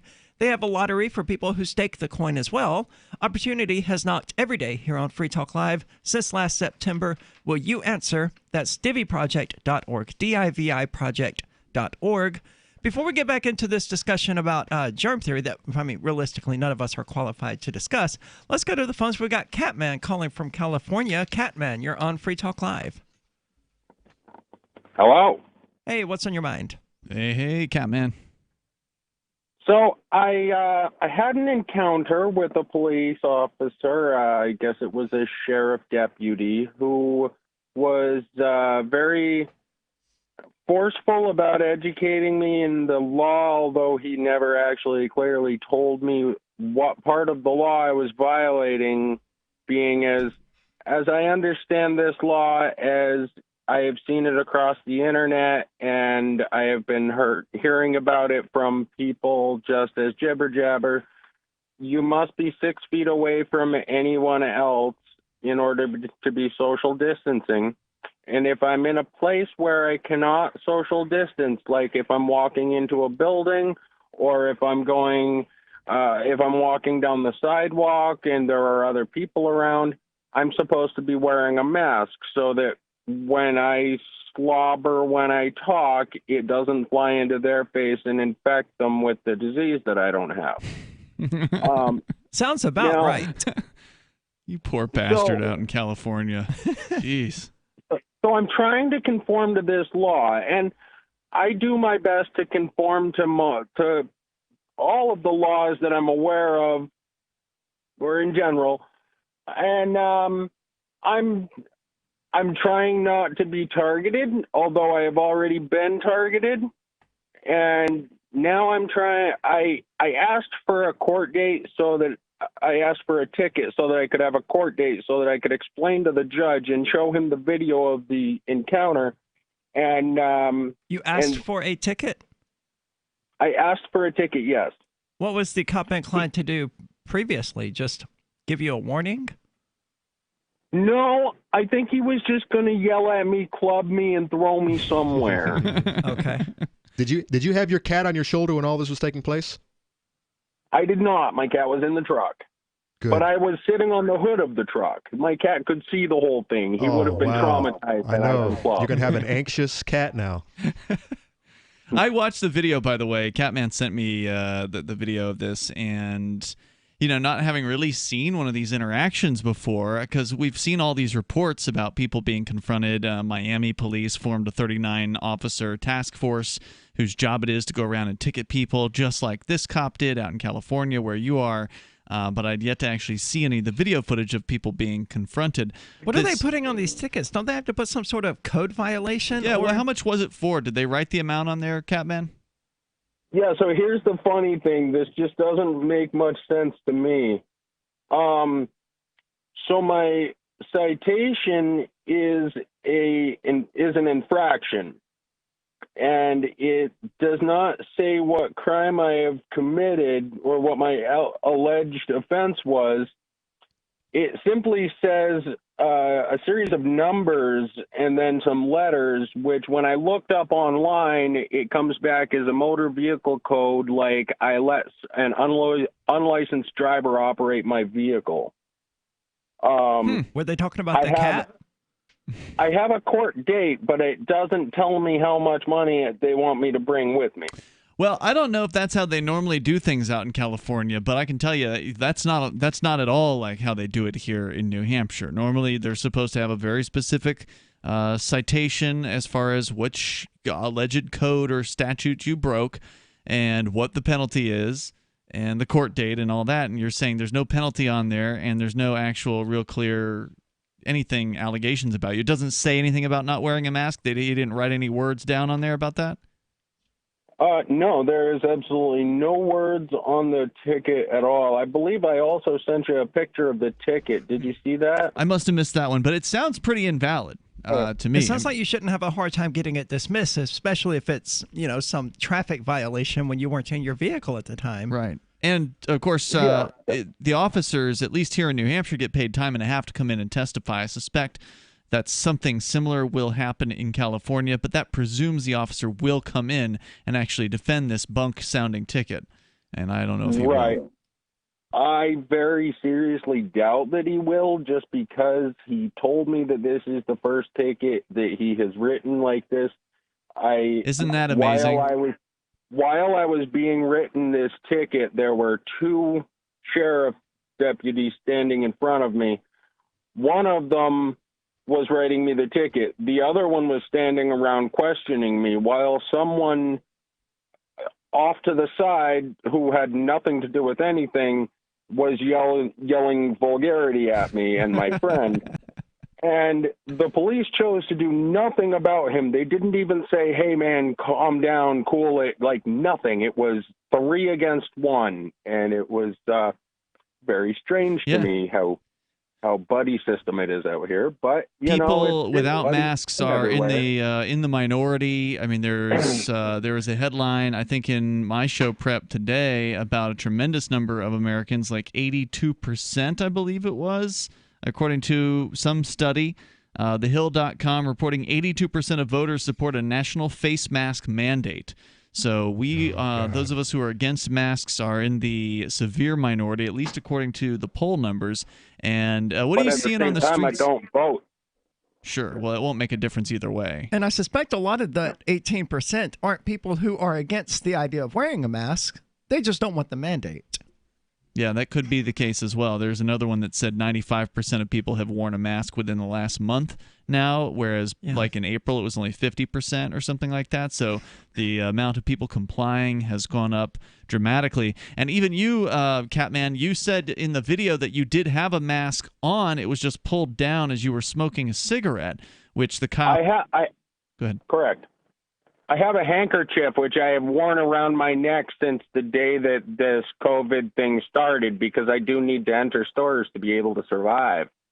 And so when I instead of searching for a mask all the time, I just leave my bandana around my neck, and when I need it, I pull it up. And they accept that as a mask, even though the CDC says that in order to stop the coronavirus, you have to have 3 layers of cotton. Mine is only 2 layers, but that's okay.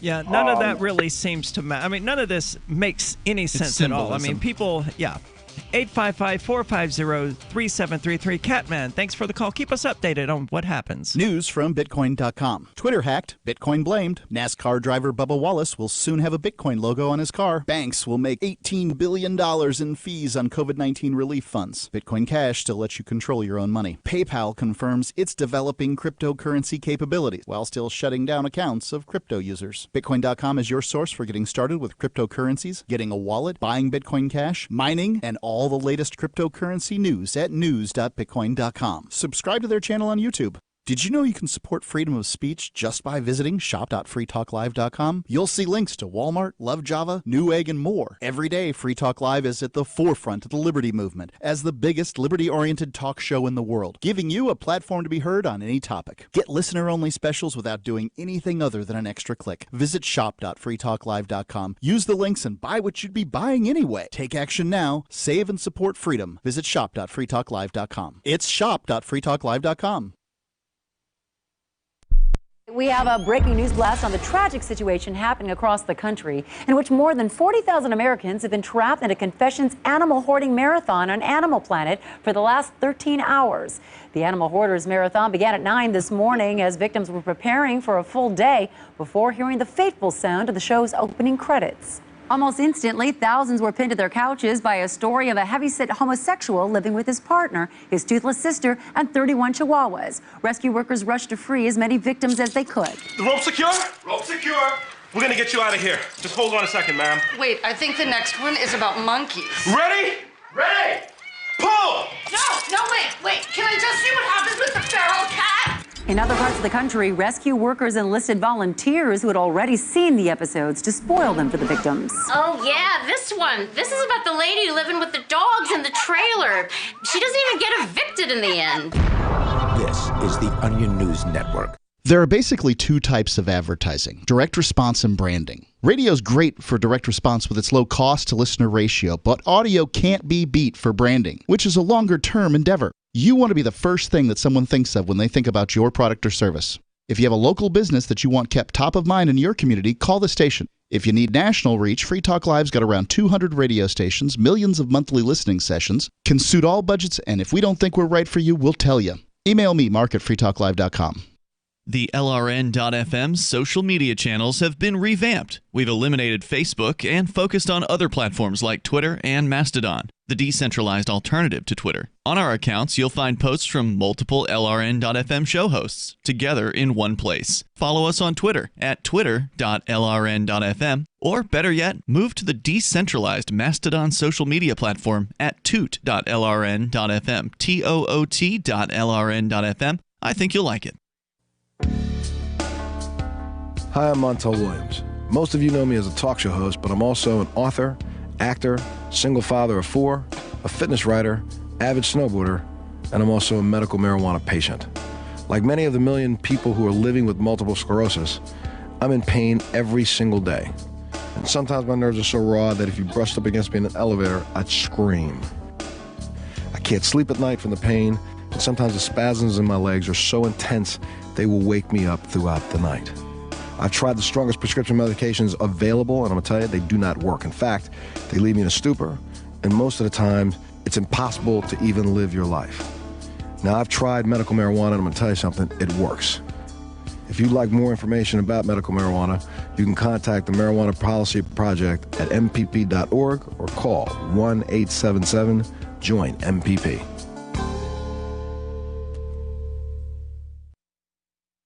Do you love Twitter? Make sure you favorite the LRN.FM Twitter account so you can receive our tweets at twitter.lrn.fm. That's twitter.lrn.fm.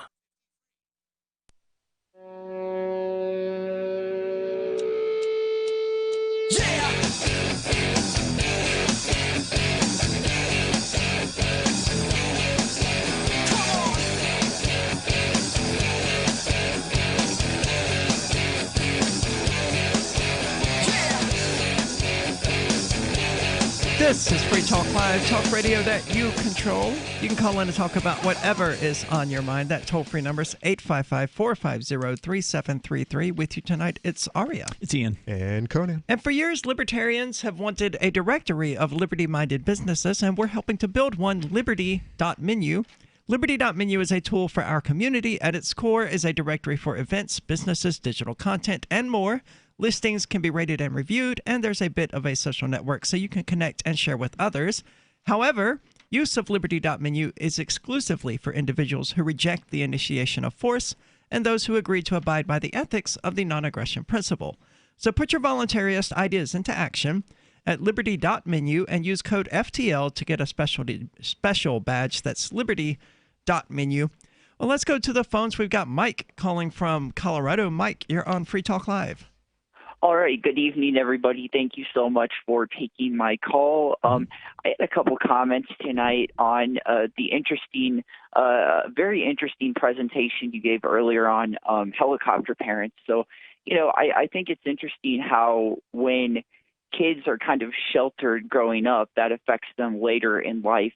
That affects their political ideations, their determination to get out of the house at what age. And I was just kind of wanting to call in and talk about that a little bit and how you guys dealt with that in your own life. I mean, were you sheltered growing up? Did you have helicopter parents? And I think we all covered that earlier. I don't think a single one of us did.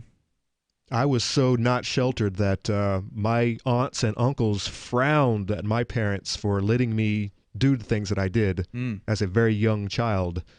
They thought that I was a wild child. Yes, I was not. There was no way I fit any of this description. Yeah, I mean, I was able to go out with my friends when I was a very young person and, run through the woods or wherever it was go back by the creek behind the house in the neighborhood, back in the neighborhood or whatever.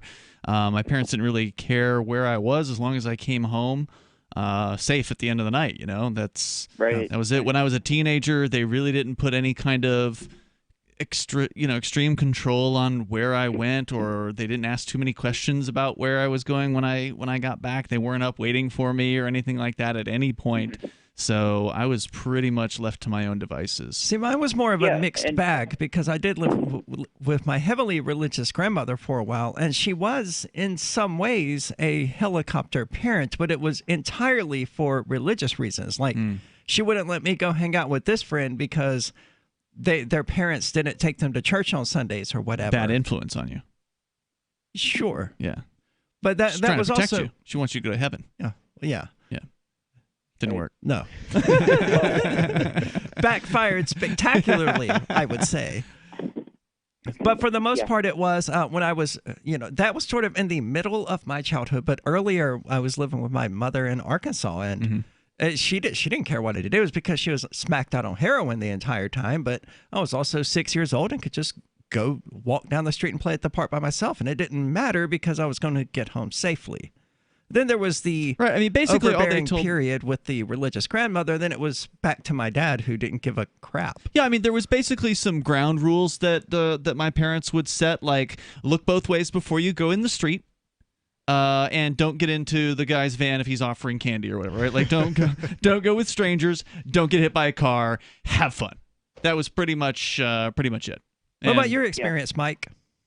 My experience, well, I'm in college now, actually, and kind of it dealt more with politics when I was growing up, how my parents wanted to shift my mindset towards a certain political party. And, I think it plays a big part what you go through early in life and later in life, and especially in high school and stuff like that. And do you think that's interesting? Because I've never heard politics being brought into the question of helicopter parenting. Are you suggesting that one particular viewpoint politically is more or less likely to be helicopter parents?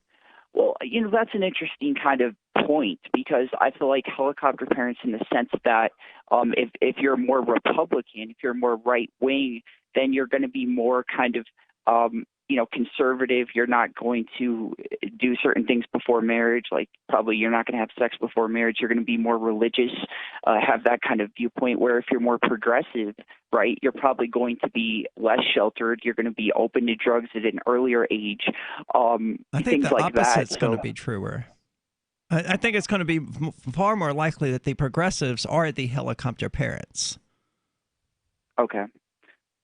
Well, that's an interesting, That would seem to meet the stereotype more. Because they're the ones, calling police on people for letting their kids play out in the backyard or whatever. Conservative parents? No, saying progressives. Correct. Yeah. But that seems like a helicopter parent thing to do. That's what she just said.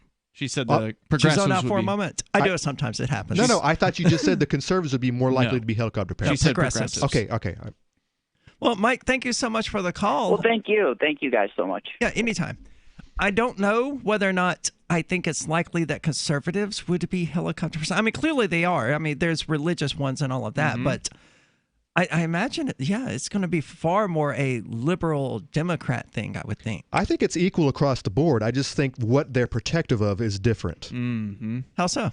Well, you have your conservatives. They're probably going to be more likely to, just like the caller says, no sex before marriage. You need to go to church more often. Probably need to go into join the military. That's going to make you a better person in life. Whereas the progressive might be more concerned with that you're hanging out with the right kind of people. That you're not hanging out with those fascists. That you're getting into good school. Yeah, those fascist 6-year-olds. That you're getting into a good school to be a them. good elitist teacher one day. I don't know. I think it's that's interesting. I've never heard politics being brought into the discussion of helicopter parents before. I think you probably would have people pointing fingers on both sides. Like, oh, well, they'd be more likely to do it, and pointing at the other side. I don't know. That's what the two tribes do best. They point the finger at each other and say fascist at each. They call it one. It's either one or the other. Regardless, I think we can all agree that helicopter parenting is a bad idea. It's bad. Yeah, like Michael Gordon, who occasionally used to host Free Talk Live. He's not a helicopter parent, and his oldest son, Mikey, is one of the most responsible, well-adjusted people I know of his age. Absolutely. Or have ever known of his age. I actually had some personal experience with my daughter. in this. Supposedly, the Xers are supposed to be the helicopter parents in the article that we read earlier, which would be my generation. Yep. I did not raise my child. I did not stand over her and breathe down her neck. I was, trying to give her every opportunity to go out and figure things on her own, because I from a very early age, I understood that is what, no handouts coming from this guy, no participation trophies from this guy. Right. I think it kind of backfired on me. How? Because she was surrounded. All of her friends were these anxious kids who got praised, who were overpraised from their parents. And then you had me. But so you would praise her for actually doing a good thing. For being successful. Okay. For being efficient. I just want to make sure you wouldn't just not praise her for anything. Well, when I think she got a dose of this super praise from her friends when she would go hang out with her buddies, and then she would come back to mean old Dad Conan. Dad won't give her a trophy for anything. I know, right? And I think right now, she's only 22. I think she's still kind of holding a grudge against me. Like that maybe I didn't love her enough. Because she saw what was going on with these other families, but didn't she get out of your house as soon as she could, basically, she strike out on her own? If she could have had a job at 14, she would have. Except, guess what? Stupid child laws. Yeah. So basically at 16, she was going to work, and she got it real early. Yeah, oh yeah, she's just like I did, by the way. So I think she's way ahead of her peers as far as getting out there and being an adult. She's years ahead of her buddies. But she probably can't relate to them. No. Sounds like a good success story, though. 855-450-FREE, as in freedom. Survival food alert and a quick heads up. In an emergency situation, there may be a time you need to have an easy to transport, easy to conceal, almost perfect food to survive. You'd want a food that is so nutritionally dense that a couple of tablespoons per day is all you need to live on. And by that, I mean truly living well, staying smart, even strong for extended periods of time. So if you're looking for a standalone, super dense superfood, or you'd just like to protein up your own food supplies, check this out. This superfood has 58 times the bioavailable iron of spinach, chock full of B vitamins, twice the chlorophyll of wheatgrass, 25 times the antioxidant power of carrots, and the phenolic phytonutrient compounds? Well, 31 times more than blueberries, a whopping 700 times more than apples. Go to bluegreenbooster.com, bluegreenbooster.com. Get maximum nutrition with minimum weight and bulk. bluegreenbooster.com. Now, with orders to stay at home, public health concerns, the reality of illness due to pathogens and viruses, your health is at an all-time high risk. That's why it's critical to take a proactive approach to boost your immune system. You can with new nano-colloidal silver from Americare, our patented process with tiny silver particles, 1/100th the size of a red blood cell, allows for maximum body absorption. Americare's nano-colloidal silver effectively disinfects your body internally, attacking pathogens and viruses while supercharging your immune system. Colloidal silver is antibacterial and antiviral. Simply put, it prohibits bacterial respiration, suffocating viral cells, preventing the virus from replicating. And now, due to public health concern, Americare is authorized to offer our lowest and best price ever, around $1 a day, but supplies are limited. Purchase nano-colloidal silver now at immunesupportnow.com. That's immunesupportnow.com. These statements have not been evaluated by the Food and Drug Administration. This product is not intended to diagnose, treat, cure, or prevent any disease. Supplies are limited.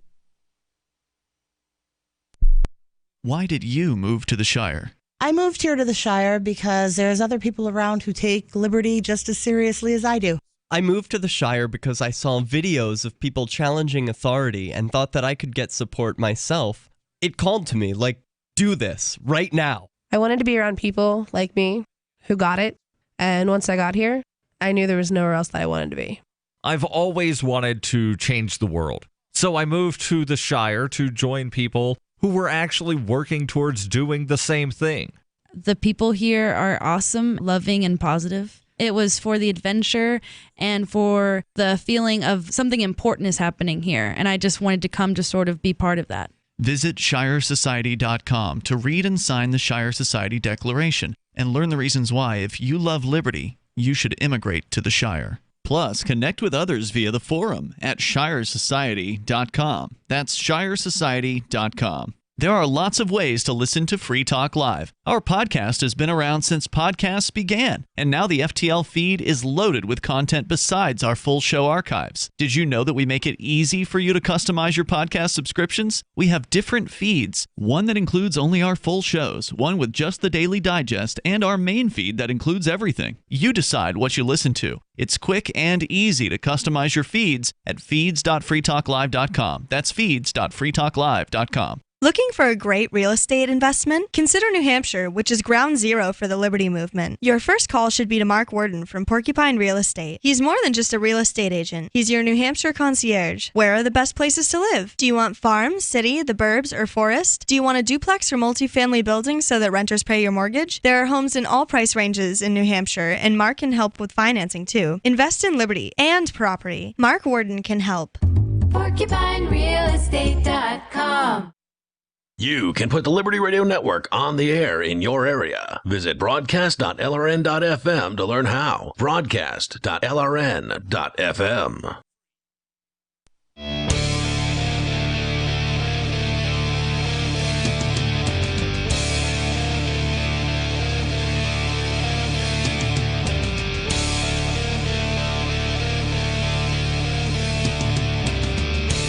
This is Free Talk Live, talk radio that you control. You can call in and talk about whatever is on your mind. That toll-free number is 855-450-3733. With you tonight, it's Aria. It's Ian. And Conan. And I want to say thank you to tonight's amplifier. He's Joe. He's a gold level amplifier, which means that he chooses to give $10 per month to the AMP program. You can find out more about it at amp.freetalklive.com.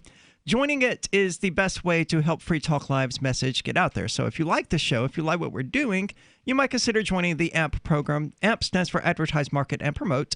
All the money that goes there is used strictly to advertise, market, and promote Free Talk Live. It comes with a number of cool little features like an AMP-only Facebook group, and the reason I bring it up now, an AMP-only call-in line at discord.freetalklive.com. So, Joe, we want to thank you once again for being an amplifier. We hope you're enjoying the show.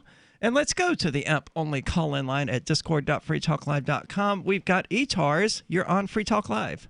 Yeah, I just wanted to call in about the point that Mike brought up about the helicopter parents. And I think that a lot of the problems we have with defining where they are on the political spectrum is the fact that people look at it as a left versus right thing. And so when you look at your typical liberal elitist parent, the thing that you have to remember is that they want to control how other people act.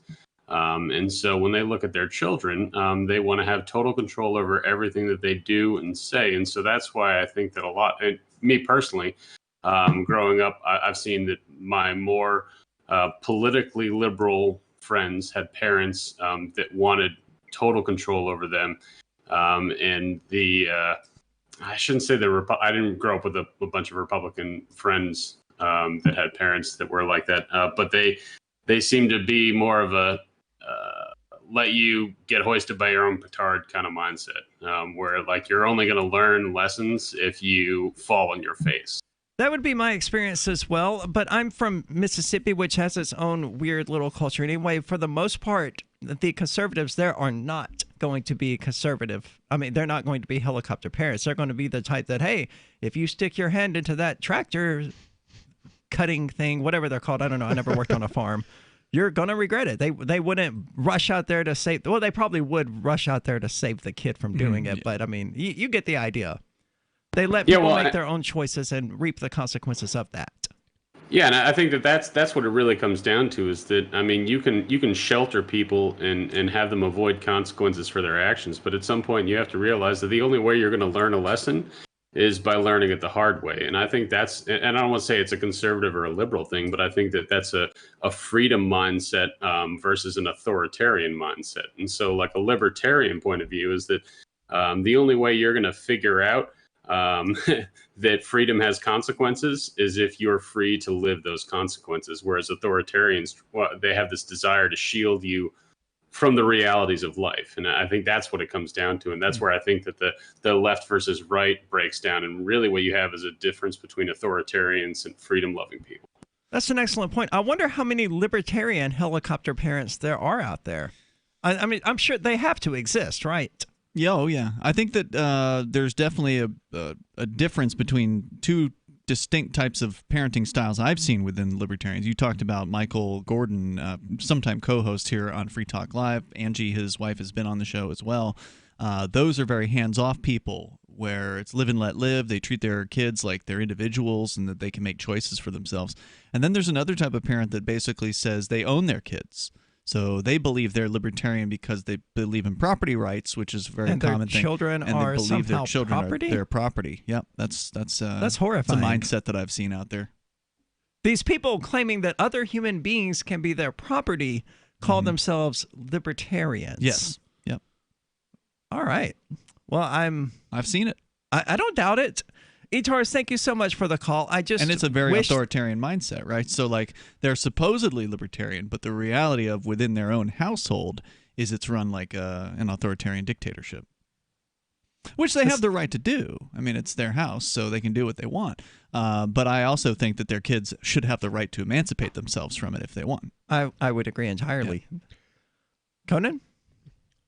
Once a child is old enough to move out and take care of themselves, I don't care what age. I don't care if they're 12. I don't care if they're 22.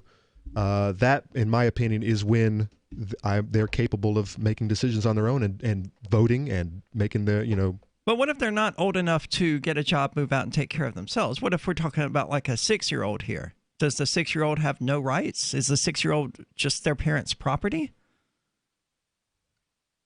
I would say... is your pet your property, or is a pet an individual? A pet is my friend.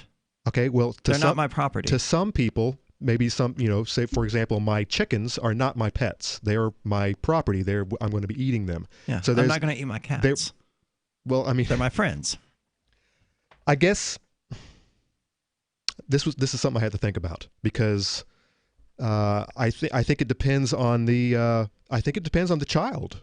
There's going to be a time when that child is capable of making decisions on his or her own and being a thinking individual. And there's going to be times when 2, 3, 4 years of age, they can't think for themselves. They're pooping all over the place. They're throwing up all over the place. They're basically just, walking poop bags. Well, I agree entirely. You can't, even if a 4-year-old somehow has millions of dollars, you can't let the 4-year-old get their own apartment in Brooklyn, right? And it's not going to happen. And now, if you have if they could legally do it, if you shouldn't allow have an 18-year-old and you haven't allowed that child to learn anything on their own because you've been providing for them their entire lives, so basically have a worthless human being living under your house, I'm going to say that kid probably needs more micromanagement than, say, the 12-year-old that you've been allowing to run through the woods, make decisions on their own, build forts and whatnot. So I think it really depends on the individual. It really depends on the kid. I don't think that some people need to be owned. Well, maybe that I don't know about that. I'm certainly not agreeing with that. I work with these some people. All right, I'm talking about full-grown adults. Some people want to be told what to do. That's a choice they can make for themselves.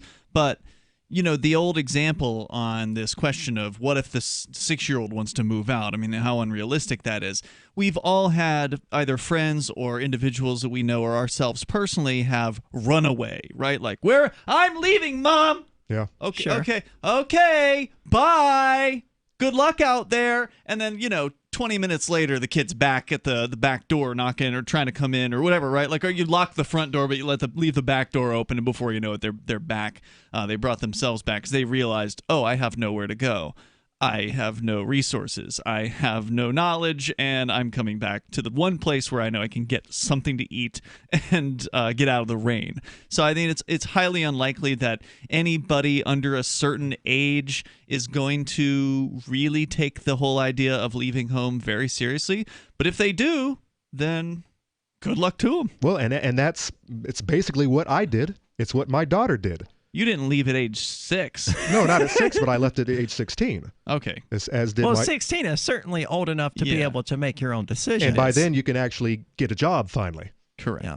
But no, this is exactly why I've never liked leadership roles. I could lead if I have to, but I don't like it because there are employees out there who are straight up laissez-faire. They can go off. They can take care of business, and then you've got individuals who can't make a decision on their own, and they want to be led. And I can't stand it. I can't stand working with those people. I don't want to be bossing you all damn day. Go do your job. But there are people out there, for whatever reason, either because it's a mindset, it's just DNA, and or they were raised they were raised that way. I'm talking about older people. I'm talking about full-grown adults. I suspect that's more of a matter of laziness, though. It's that they don't want to do anything, so they won't take the initiative to do something, even if they know that it's something that needs to be done, simply because no one has told them to do it. Right. And that means no one will recognize, no one will recognize that they did a thing, so they won't get that pat on the back or whatever it is that they want. So as far as ownership goes, whether you own your cat or your child or whatnot, I'm saying it all depends on the individual.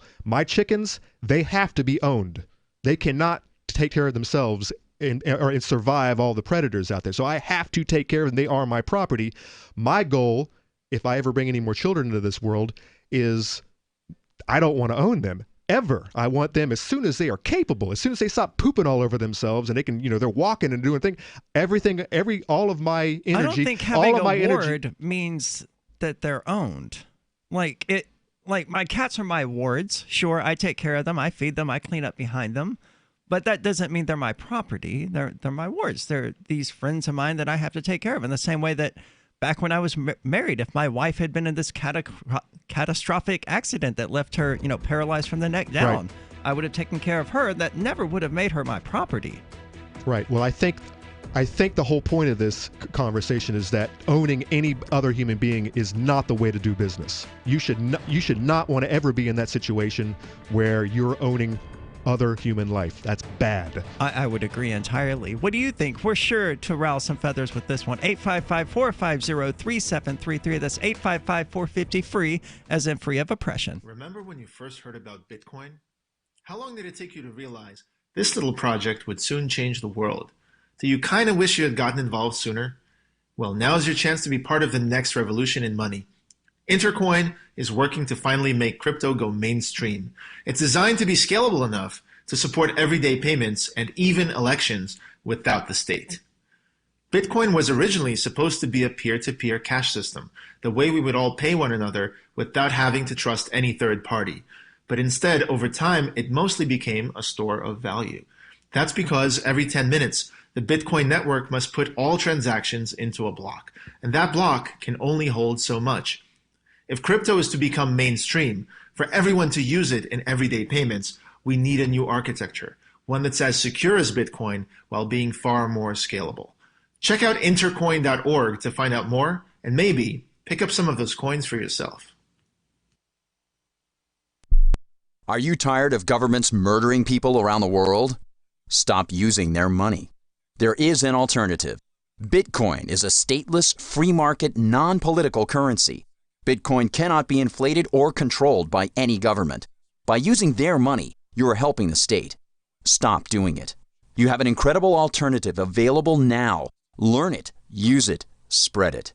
Get started with Bitcoin at bitcoin.com. That's bitcoin.com. What if you want to hear the latest episode of Free Talk Live, but all you have is your phone, you forgot to download our archive, and you have no data connection? You can call our Listen line at 641-793-0191. That's a long-distance number, so you may incur charges. If not, listen as long as you want. 641-793-0191. The Free Talk Live Listen line, 641-793-0191. You're listening to the live edition of Free Talk Live. Hour number 3 is next after the news here on the Liberty Radio Network at LRN.FM. They're ready. I'm Lisa Lacera, Fox News. As the number of dead in Texas from COVID-19 reaches at least 7,000, Governor Greg Abbott with assurances that the state will be able to handle any demands for supplies as the school year begins. We have abundant supplies to make sure that we will be able to continue to provide PPE to schools, to hospitals, to nursing homes, to testing sites, to any operation in the state of Texas that's going to need PPE in response to the pandemic. In Houston, Mayor Sylvester Turner has instructed police to begin issuing $250 fines for people not obeying the statewide mask mandate. In Mississippi, Governor Tate Reeves has put in place a statewide mask order as there has been a large increase in the number of COVID-19 cases there. And he says he will sign an order mandating all adults and students wear masks in schools unless there's a medical reason they can't. The White House and Democrats continue to work on a new coronavirus stimulus package. Senate Majority Leader Mitch McConnell criticized Democrats' negotiating style. Refusing to move an inch off of demands that everyone knows are outlandish. Senate Minority Leader Chuck Schumer says it's interesting McConnell would say that. He's not in the room negotiating because the Republicans can't even articulate a coherent position. Schumer says he does see progress on 5 or 6 fronts. And we're not even in agreement on those 5 or 6, but at least they're understanding the needs here. Discussions with Treasury Secretary Steve Mnuchin and White House Chief of Staff Mark Meadows will continue. Gernal Scott, Fox News. Meadows says progress has been made when it comes to eviction protections and unemployment insurance. President Trump sending his sympathies to Lebanon after dozens were killed and thousands hurt in an explosion in Beirut. America is listening to Fox News. 2020 hasn't let up, but we have to keep this economy rolling. NetSuite will help your business make that happen. That's why over 21,000 companies, including Boll & Branch, makers of the world's softest sheets, choose NetSuite by Oracle, the world's #1 cloud business system. NetSuite gives you visibility and control over your financials, HR, inventory, e-commerce, and more. Everything you need all in one place. We talked to David Reed, CFO of Boll & Branch, about how they use NetSuite. Before NetSuite, we were stitched together with spreadsheets and hope. Now I have only one source of truth for our financials, HR, inventory, and supply chain. Because NetSuite is cloud-based, working from home didn't change a thing. We're still bringing affordable luxury into homes all across America. I'm now closing the books 5 to 10 times faster thanks to NetSuite. NetSuite surveyed hundreds of business leaders and assembled a playbook of the top strategies they're using as America reopens for business. Receive your free guide, 7 actions businesses need to take now, and schedule your free product tour at netsuite.com/Fox. President Trump has signed a law that will support long-neglected repairs and upgrades at America's national parks. President Trump in the East Room signing the Great American Outdoors Act, bipartisan legislation that provides repairs to park infrastructure, permanently funds the Land and Water Conservation Fund, and creates an additional 100,000 direct and indirect jobs. Today we're making the most significant investment in our parks since the administration of the legendary conservationist President Theodore Roosevelt. The National Park Service accounts for 84 million acres of land at 400 different sites. The bill will direct funding for priority repairs in those national parks and other agencies like the Fish and Wildlife Service. At the White House, John Decker, Fox News. The Air Force has conducted a missile test of an unarmed Minuteman III intercontinental ballistic missile. It happened just after midnight and landed successfully in the Marshall Islands. A New York City holiday tradition canceled this year. For the first time since it debuted in 1933, the show will not go on. You will not hear the sounds of the Radio City Rockettes tap dancing to this Christmas tradition. MSG Entertainment owns Radio City Music Hall and canceled the show, which was set to start November 6th and run through January 3rd due to the coronavirus. That's the music to the fan favorite, the Parade of the Wooden Soldiers, and no 12 Days of Christmas either. The company also saying it will lay off 350 people, or about a third of its corporate workforce. CJ Papa, Fox News. Wall Street at the close stocks ended a bumpy day, modestly higher. The Dow gained 164 points, the Nasdaq plus 38, the S&P added 11 points. I'm Lisa Lacera, and this is Fox News.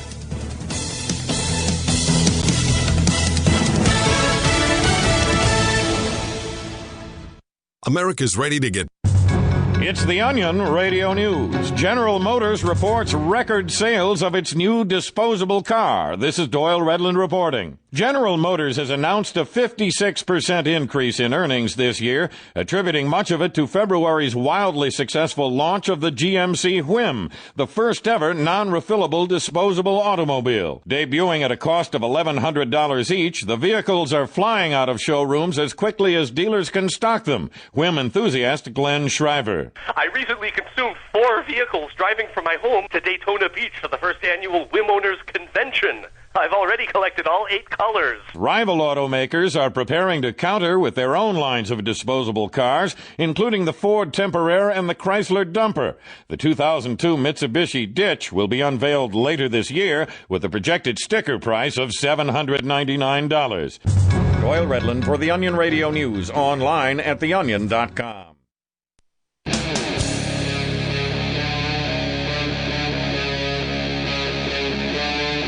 Free Talk Live.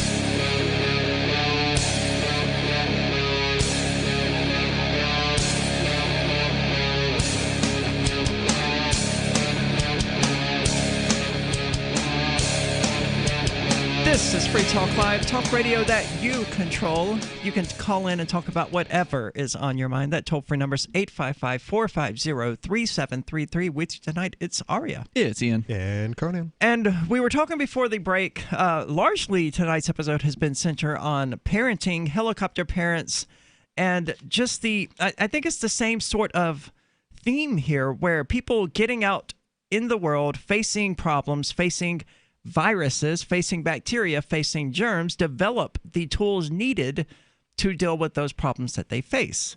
Just like kids who don't have helicopter parents develop problem-solving skills and troubleshooting skills and all of these other skills that they then need when they go out into the world. And we sort of have the same idea coming from this paper, this article that you have, Conan, which says that, the people who have developed their immune systems by facing these problems, these germs, these viruses, these bacteria, are stronger individuals than the ones who didn't. That is the theory. And of course, this is a 150-year-old idea. This is not new, but for whatever reason, it didn't take off. In fact, what did take off was what we see in today's science. You have this Band-Aid mentality where instead of actually working on yourself, exercising, eating right, everyone wants that pill. I'm fat, I'm overweight. What pill do I have to take to take care of this? I've got high cholesterol. What statin do I need? I have diabetes. Can I still keep eating a high carb diet and just take insulin?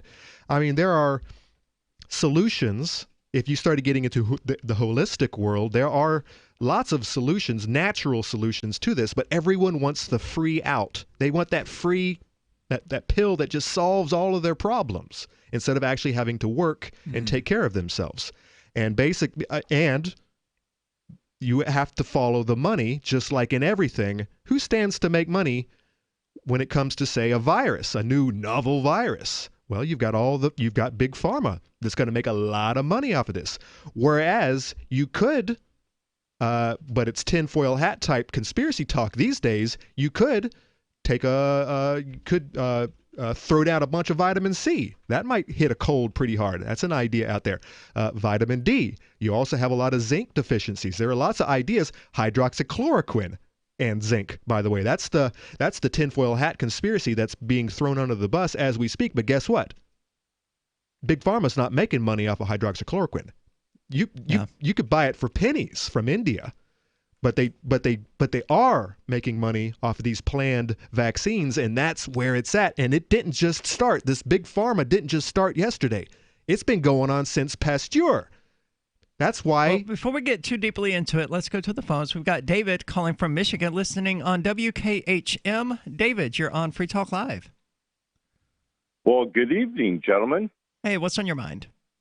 From the proud state of Michigan, the Great Lakes state, and also in Jackson, South Michigan, South Central Michigan, way south. Yeah. What were you calling about? Well, I wanted to give you an update of our illustrious, esteemed Governor Gretchen Whitmer in her latest folly. No, this is the this is the governor of Michigan, Whitmer, I think is her name, you said? Something like that. Yeah, and she's constantly getting criticized for being so overbearing in her response to COVID-19, correct? She is the United States Karen. So what has she done now? Right on. So what has she done now?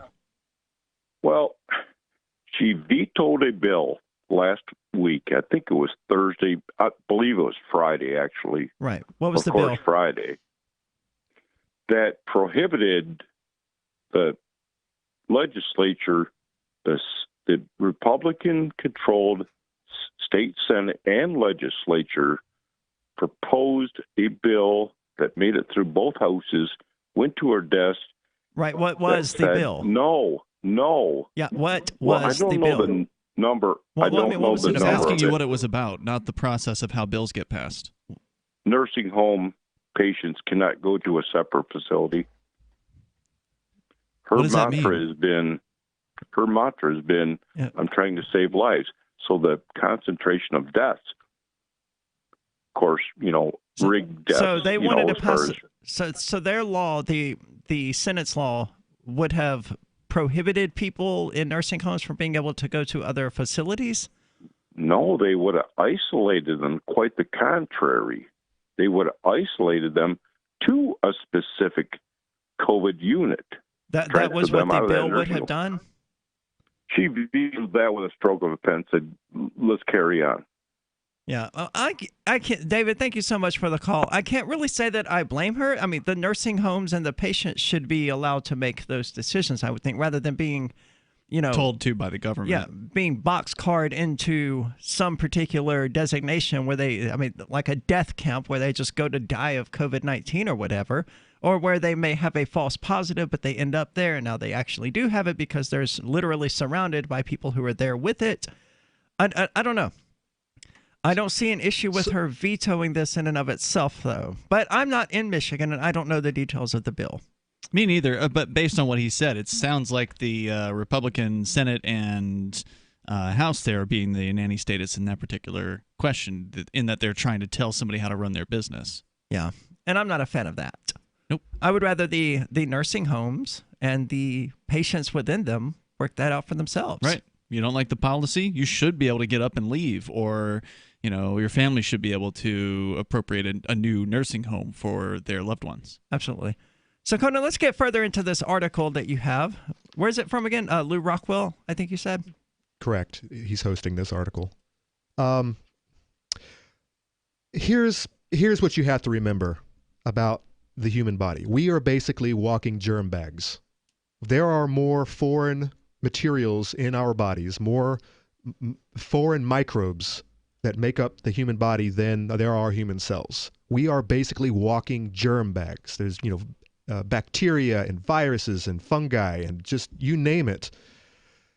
And I've said this before, if you were to test the way this PCR test works, how they're determining people are testing positive for COVID and whatnot, not to be confused with the antibody test, but the PCR test, what they do is they amplify some of your saliva that they wipe off the back of your head. They stick that long Q-tip down your throat. They test that, but they have to amplify it to a certain extent. And when they do that, they're able to see this SARS-CoV-2 that they have identified as the problem child. What do you mean when you say they amplify it? They magnify it. They double it. And then they double it again, and they double it again. They keep going until they have a... What do you mean they double it? They double... They amplify the what they have available so that they can see more of what is available. You're talking about the results? The results. Okay. If you keep amplifying it enough times, I'm telling you, all three of us have coronavirus in us. SARS-CoV-2, probably. Because that's the way that germ tests have always worked. For every single germ, they put it in an incubator to see how it grows. Well, the PCR test is pretty new. Was that the what test did they use on the papaya and the goat or whatever over in Africa? Well, and that's the other thing. They have more than one test as well. But I mean, we're basically made up of germs, and we have this thing called an immune system that is actually keeping these germs from taking over our bodies because they're there. Yep. But we're strong.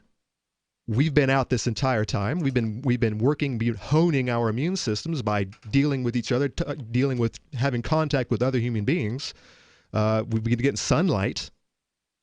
I think that when it all boils down, the reason that we're even here talking this evening is because because of our terrain. The terrain is good and solid, and what these governments, what these health organizations, the CDC and the WHO, the World Health Organization, what they have been suggesting all this time is actually preventing human beings from actually working on their immune systems, the most important thing to fight off this stupid-ass coronavirus. Which makes people more dependent. Exactly. But if you're going to be making a lot of money off of vaccines, this is exactly what you want. If you want that. This is Free Talk Live. His coat is very thick. He's an Akita, German Shepherd, Lab, Husky mix. Harold, the Border Collie Pit mix, has the most beautiful jet black coat. Stuart, my rat terrier, has fur now where he never had it before. DINOVITE.com. Dinovite will give them a beautiful, lustrous coat. It will make you smile. You get some Dinovite, how happy your dog will be. DINOVITE.com.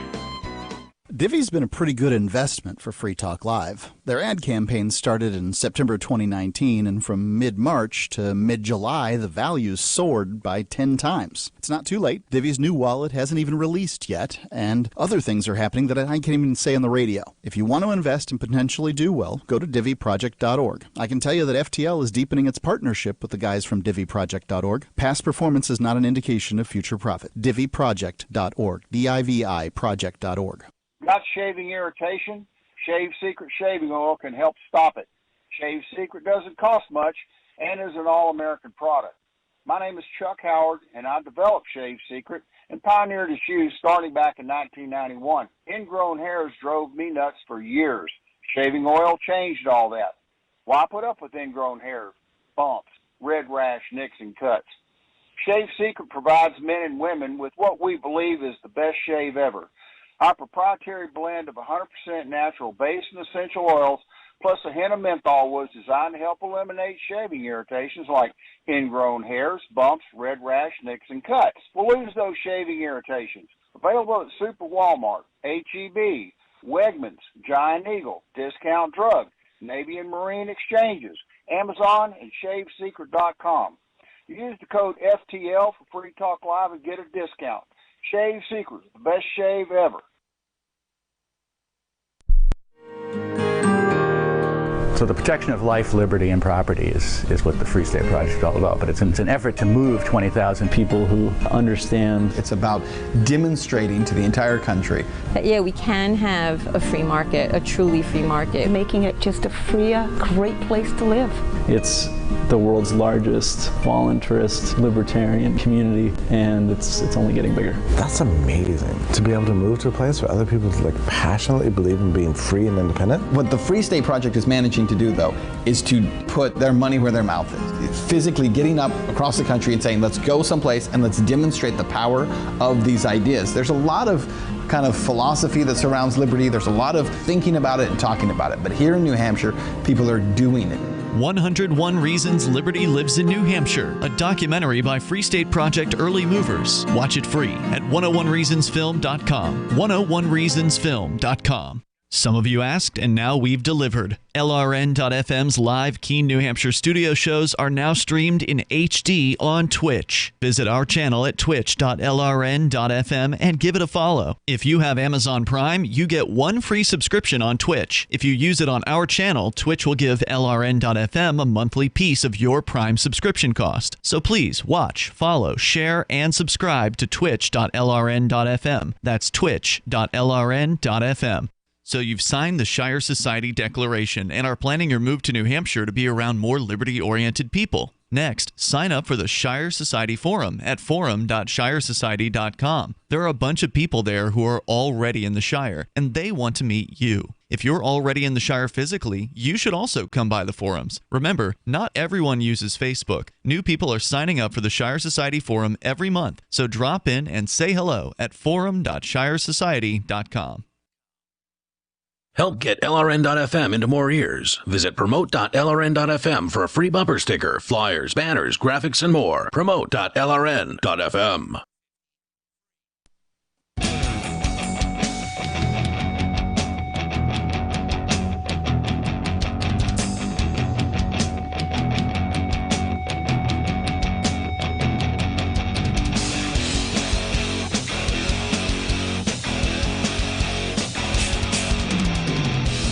This is Free Talk Live, talk radio that you control.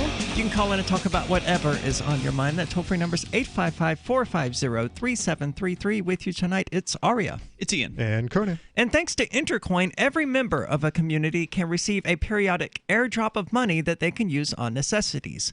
This UBI can be funded by outside donors or by the community democratically voting to gradually inflate their internal money supply. Community currencies powered by Intercoin enable communities to help their own without waiting for the federal government and without disincentivizing paid work. The arrangement is completely voluntary and democratic. Intercoin is attempting to regain some of our freedoms that are threatened on the internet and in the real world, and we think that's important here on Free Talk Live. So important that we accepted $40,000 worth of Intercoin tokens from Intercoin Inc. for advertising. If you think freedom is important too, then check out Intercoin at intercoin.org.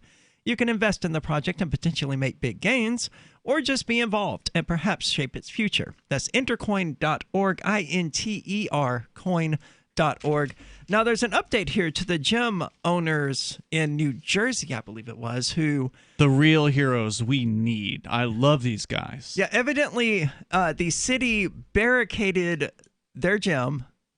They did, after they also were arrested on so-called contempt of court because they kept opening the gym when the government goons were telling them they weren't allowed to. So it went to a court. A man in a robe said, you can't do this. They went ahead and did it anyway. So the man in the robe had them arrested. They got out, went back to their business, busted the doors, the plywood These down. guys need to be in New Hampshire. I know.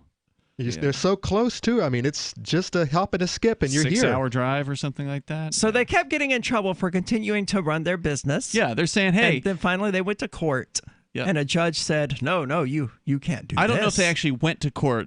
The man in the robe may have issued the orders without them present. I'm not sure how that went exactly. Maybe they did go to court.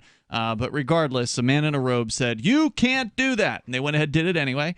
And then they got arrested. As soon as they got out, they went back. The state had then put up, or the city or whoever it was, I think it was the state, put up plywood over top of their doors. Or actually, what had happened was they'd removed their doors from the hinges because the state had changed the locks on the doors.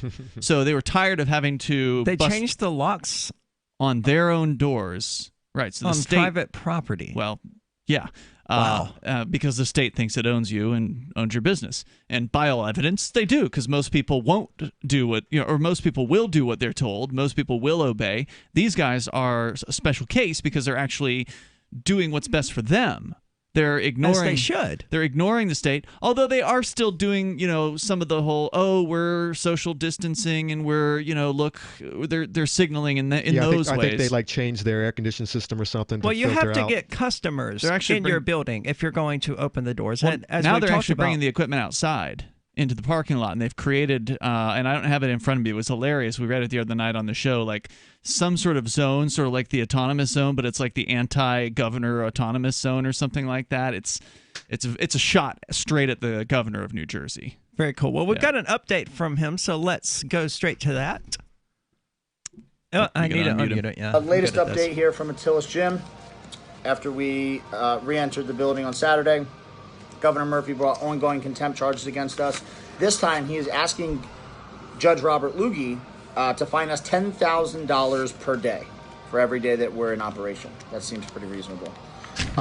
In addition to that, he's looking for long-term incarceration. He's asking for us to be jailed so that we don't open our business. Seems also pretty reasonable considering you were just letting criminals from county jail doing longer sentences in state prison out of jail because of COVID, but you want to lock up 2 small business owners who are just standing up for their constitutional rights and doing the right thing and just want to go to work. In addition, shame on you, sir. We will be in front of the Belmar municipality. They are moving to strip us of our business license. That meeting will be at 5 o'clock. So we'll give you guys an update then with hopefully some good news. How dare he want to go to work? How dare he want to take care of his family and get the bills paid and put food on the table? How dare he? He needs to just stay home and be locked down like all the other slaves. And provide a service to the people who want it. Who want it, but like in the last segment, it's probably actually more beneficial to the human body than staying shut up in your house, rebreathing your air. Well, that's the other thing. Close contact with other human beings that could be sick as well. Right. They don't want you going out and getting exercise. Oh, yeah, sure, you're allowed to go and get exercise, but you can't actually go anywhere specifically like a gym. You know, the people who really are into exercise, they are being prohibited from having the level of strenuous activity that they're used to. Yeah. And it's ridiculous. By the way, did you hear about Planet Fitness? Masks are mandatory? Masks are mandatory. Yeah. Well, I'm not surprised. It's Planet Fitness. I mean, that's not a gym. That's a fitness club. It's they've got gym equipment there. I mean, you could get a good workout in a Planet Fitness if you. I mean, sure. And McDonald's has salads. No, I mean they have equipment that you can break a sweat. But I don't doubt that they do. But it is very easy. They got some kind of a. Don't they have like an alarm trendy system? People who wear yoga pants go. I think they have like an alarm out. system that if someone grunts too hard or something, the alarm goes off. That's right. I've heard about that. Yeah, it's a sissy place. But these you poor can break guys, a sweat there. Man. I mean, they're facing incarceration. The last point that he made about this, that they want to put these guys in jail. And they've already arrested them for so-called contempt of court. Well, I want to fine them $10,000 per day. That's ruinous level of fines. But his point that they're letting people out of prison, but yet they want to put them into prison, really does highlight that the only real crime in America is the crime of disobedience. The government goons can't just stand idly by as a couple of guys, disobey and let them get away with it, because then set a bad example for the rest of the sheep. Well, it's a good example, but yes, from their perspective, it's from the government's perspective, it's a bad example because somebody else will get it into their mind that they should do the same thing. Well, if they can do it, I should reopen my business, and they don't want that to happen. So they're which is getting unfortunate the because that's what we need to happen. I think the best way that people could actually support them in their efforts, if they're business owners in New Jersey, is to reopen their own businesses. Absolutely, but they're all so scared. They're so cowardly. But that's why these guys are making news headlines, and deservedly so. I mean, they're under fire. There are some people running gyms who are quietly running them. I've heard another story about a gym in another town here in New Hampshire that was allegedly has been open the whole time throughout COVID. Yeah, I heard about that. Now it's removed to you're a thinking secret of the one location. in Keene. You're thinking of the one in Keene. So there's been more than one. A damn speakeasy gym? Yeah. But none of them have really hit the news. They haven't had the opportunity or the courage to actually make any kind of a stand. They're just sort of quietly doing their thing. And there's nothing wrong with that. Sure. But, we need more business owners openly doing their thing. Well, Keene's stupid mask ordinance has passed the committee. Yeah, it'll get a full vote this week by the city council. That's Thursday, right? Correct. Thursday night. Has anyone looked at the policy and seen what it entails? Yes, I have. You have to wear it. You have to wear a mask everywhere, or does it have to be within a certain distance from other people? I think it's everywhere, right? No, not everywhere. It has to do with being in public places near others. So inside businesses, for instance. What about walking down the sidewalk? Okay, yeah. Well, that's going to be a fun trip down Main Street then, because I'm not wearing a mask outside. Me neither. 855-450-3733. This is Free Talk Live. News from news.bitcoin.com. BTC miners give off a signal of intending to sell. Does this mean a bear cycle? New Zealand police seized $91 million from a Russian exchange operator. Anti-crypto SEC head stepping down, making Bitcoin ETFs more likely. And you can make money by referring people to exchange.bitcoin.com. Bitcoin.com is your source for getting started with cryptocurrencies, getting a wallet, buying Bitcoin Cash, mining, and all the latest cryptocurrency news at news.bitcoin.com. Do you want to work from home, get paid, and forward Liberty all at the same time? Free Talk Live is looking for account executives and appointment setters. If you've got a phone, a computer, internet connectivity, initiative, and a belief in the non-aggression principle, you're qualified. Earn up to $85,000 a year full-time, $25,000 a year part-time. Set your own hours, work from home, spread freedom. Join our team and work with one of the biggest leaders in the Liberty movement. Apply now at sales.freetalklive.com. Sales.freetalklive.com. If you're looking for work, or even if you're not, here's an innocent mistake you really want to avoid. Never return calls before listening to your voicemail. Your wireless phone sends calls you didn't answer into voicemail, and it shows you phone numbers for calls you missed. Important, don't call back callers you missed until you have first listened to your messages. Otherwise, you frustrate people who bothered to leave messages by asking them to repeat a message they just left as your voicemail greeting instructed them to. If you're a job applicant, this alone could be a deal killer. And even if you're not, there are few things you can convey to someone that are as fundamentally maddening as, "I didn't hear you."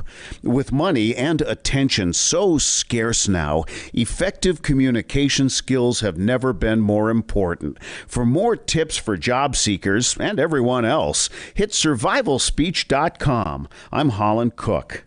The new 4th edition of Healing Our World, The Compassion of Libertarianism, will take your understanding of liberty to a deeper level and has over 1,300 updated references, new cartoons, and a foreword by Dr. Ron Paul. With discounts for multiple book purchases, the 4th edition of Healing Our World is a great gift for the liberals, pragmatists, environmentalists, and Christians in your life who think libertarianism is cold-hearted. Get yours today at healing.freetalklive.com and use promo code FTL for a $5 discount. So you've heard all 3 hours of the latest episode of Free Talk Live, and you're still hungry for liberty-oriented audio content? Did you know that we have another 24/7 audio stream at LRN.FM? The Liberty Radio Network airs the latest episodes of some of the best liberty-oriented podcasts on the internet around the clock. In addition to recorded content, you'll also hear live shows like Free Talk Live, originating from our Keene, New Hampshire studio. So listen anytime at LRN.FM. That's LRN.FM. Free Talk Live. We're talking about piracy. The Barbary pirates were attacking American merchant ships and taking the sailors into slavery. Yep. Which is a little worse than conscribing them like England was. England was just making them, do a little bit of work. I mean, certainly was slavery, but to a much lesser extent. Did they get the doubloons? Is what I want. Avast. When somebody from the Sudan takes you into slavery, you're in slavery. Yeah. I mean, that's slavery in its rawest sense. Mm-hmm. So he sent over the Navy in order, was it? Well, that's the risk you take on the high seas. Trying to think, this famous American pirate, but I can't remember his name offhand. Blackbeard. Now Redbeard. No. Goldbeard. Maroonbeard. Free Talk Live, 7 nights a week from 7 to 10 Eastern, live on the Liberty Radio Network at LRN.FM. Some of our live shows are streamed in HD on Twitch. Please follow and share at twitch.lrn.fm. That's twitch.lrn.fm.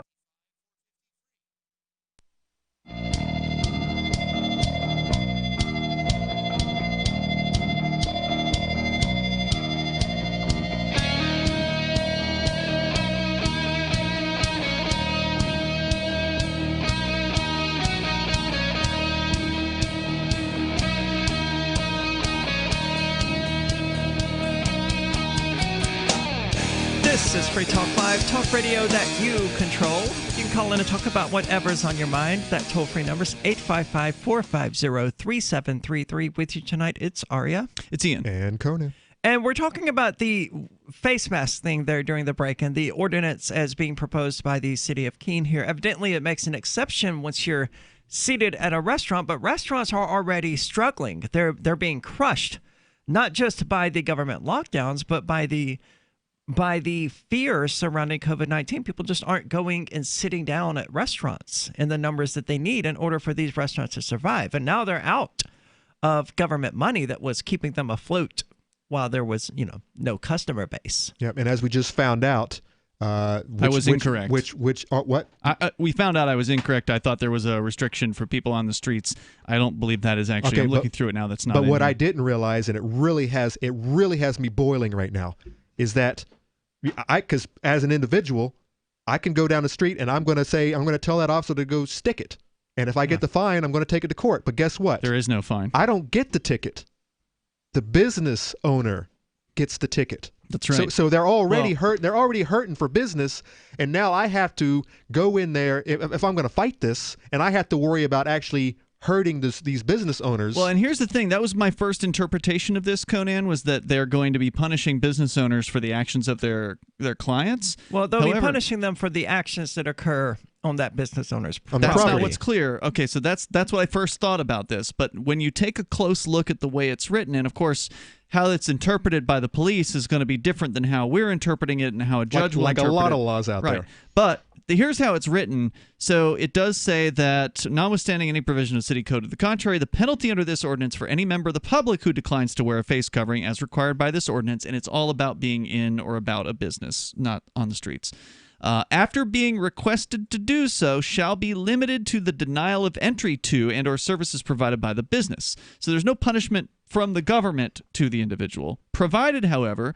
that any business that violates the requirements of this ordinance shall be given a verbal warning for a first offense, a written warning for a second offense, a fine of $100 for a third offense, and a fine of $250 for any fourth or subsequent offense. So it says that the businesses are only going to be fined if they violate the requirements of the ordinance. But the ordinance requires them to tell customers to put on a mask or leave.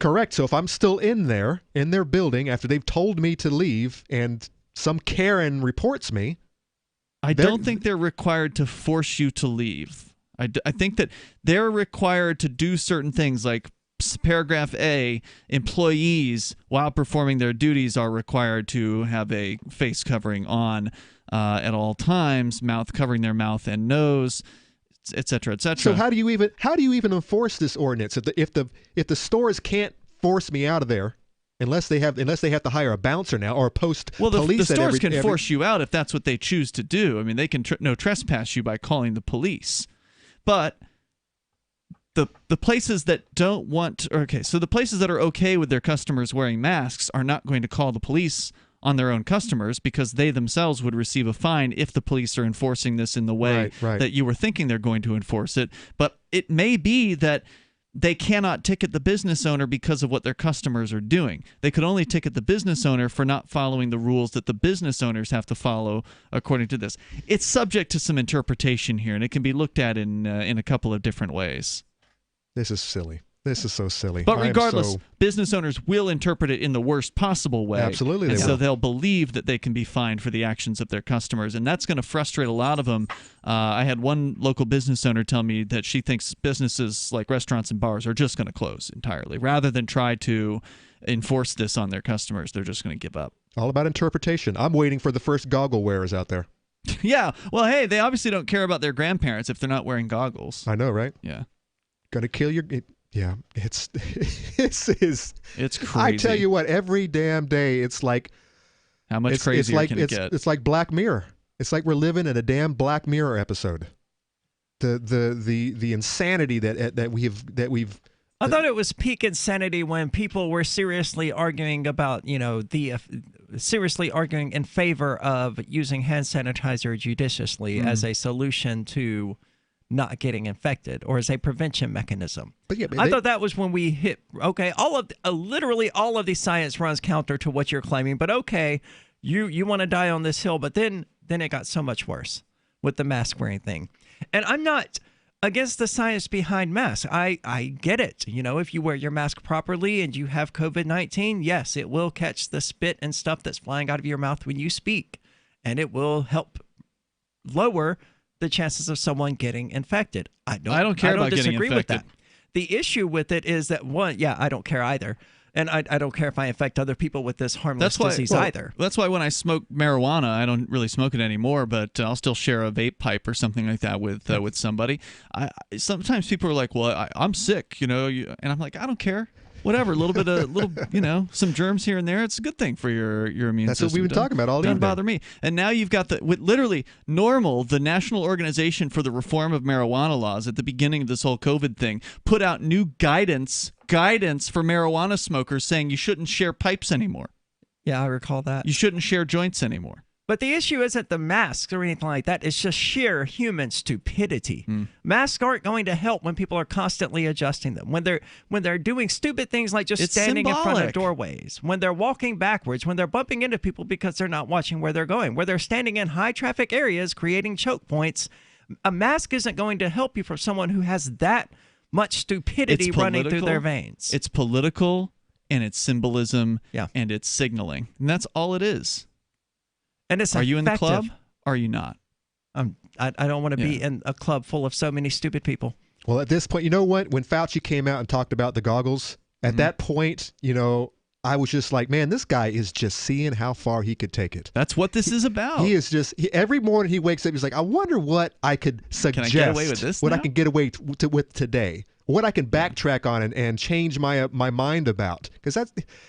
Where did the goggles thing come from? Because I've only seen people commenting on that. He was on some sort of show. It was a clip. I think it was actually ABC News. They had some doctor hosting the show, and they had him on.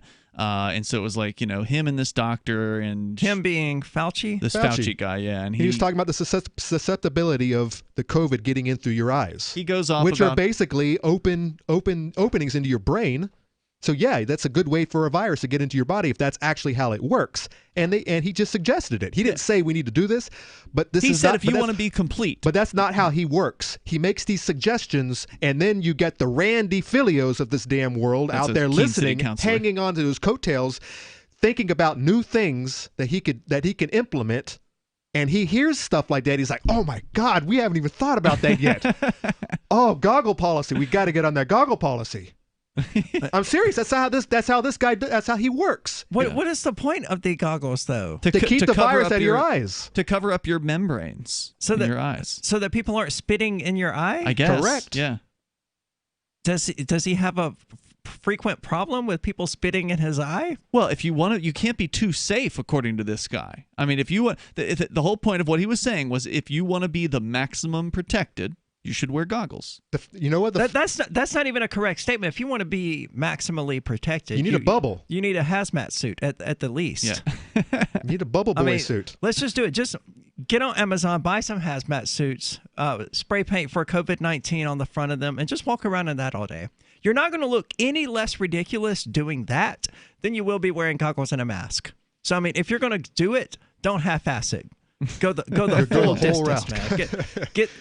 Get a bubble that you can push around like a hamster that you can while you're inside of it. Wear your hazmat suit, get inside the bubble, and just traipse around the world like a hamster. That seems to be what everyone wants to do because the mask. They don't want any of this. They want the vaccine. They want it so they can live free again. So they can take all this nonsense off their faces. But who gets it first? Now they're fighting over that. You have an article about that? We do indeed. So who's going to be first in line for the COVID-19 vaccine? Do you want it? I don't think I do. 855-450-3733, 855-450-FREE. Silver has always been nature's very own antibiotic, and only one system allows you to generate an endless supply of natural silver solutions. Silverlungs.com. You'll find no wild claims or pseudoscience, just a lifetime of nano-sized pure silver solutions. The Silver Lungs generator allows you to make your own, so stop paying for silver solutions. The unique lung delivery system targets respiratory infections where other silver solutions simply cannot reach. See the Silver Lungs generator and lung delivery system at silverlungs.com. That's silverlungs.com.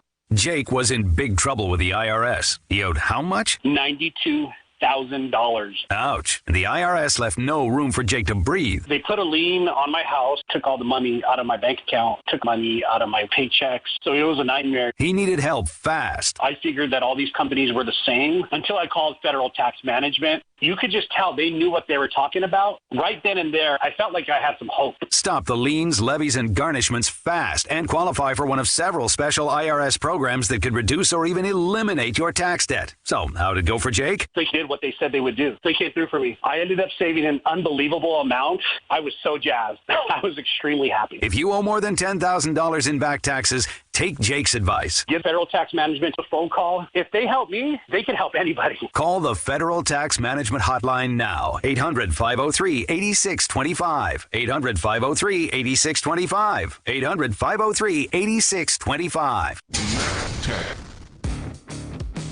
Have you ever thought about turning your Glock, XD Family, or 1911 handgun into a semi-automatic carbine? It only takes about 30 seconds. The MacTech Carbine Upper is classified as an accessory and can be delivered right to your doorstep with no FFL or background check required. It's the world's most versatile pistol accessory. Build your custom upper today. Simply go to handgunconversion.com. That's handgunconversion.com.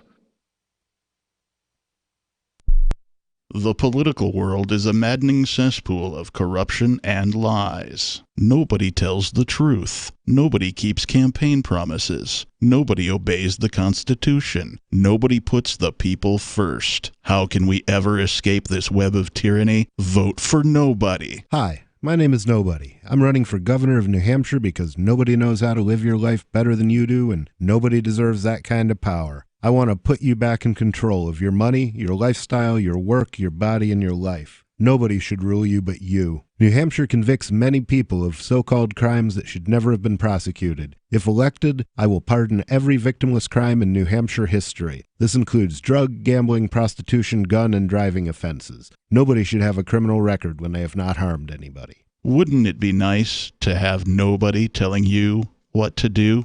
Learn more at electnobody.com. electnobody.com. If you want to know the latest about Free Talk Live before we go on the air, all you need to decide is how you want it delivered. It's your choice. Visit news.freetalklive.com to receive our usually weekly news updates by email. Plus, we have a Twitter account at twitter.freetalklive.com, and you can follow us on the decentralized Mastodon platform at toot.freetalklive.com. So please follow us at toot.freetalklive.com and sign up for our emails at news.freetalklive.com. Cell 411 is a free app for Android and iOS that replaces government-controlled 911. Cell 411 allows you to preset a group of friends or private organizations to show up at any emergency. Cell 411 is a nightmare for the state because it proves their so-called services aren't needed. Cell 411 has had thousands of installs, and of course it's covered by the BIPCOT no government license. Cell 411 because your friends won't shoot you when you're in trouble. Without the government, who would build the emergency services? You and Cell 411. Get it today at getcell411.com. Love what we do? Please help support our international satellite channels at patreon.lrn.fm. That's patreon.lrn.fm.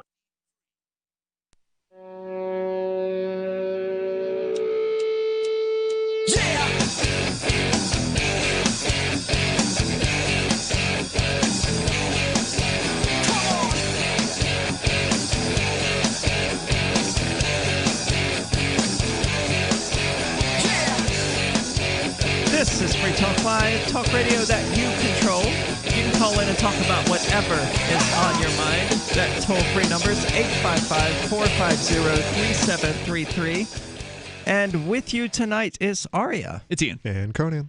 And as we discussed previously, restaurants are being hit hard by COVID-19, and it doesn't look like that's going to change anytime soon. They're now out of the government money. Evidently, part of that government payment protection, whatever it was, went to a guy in Florida who used it to buy a Lamborghini. So good on him for sticking it to the state, I suppose. He actually ended up, I don't remember the exact amounts, but he ended up with like a huge amount of money because of this. So I mean, if you don't use it in the way that they specify, it becomes a loan rather than a giveaway. Yeah.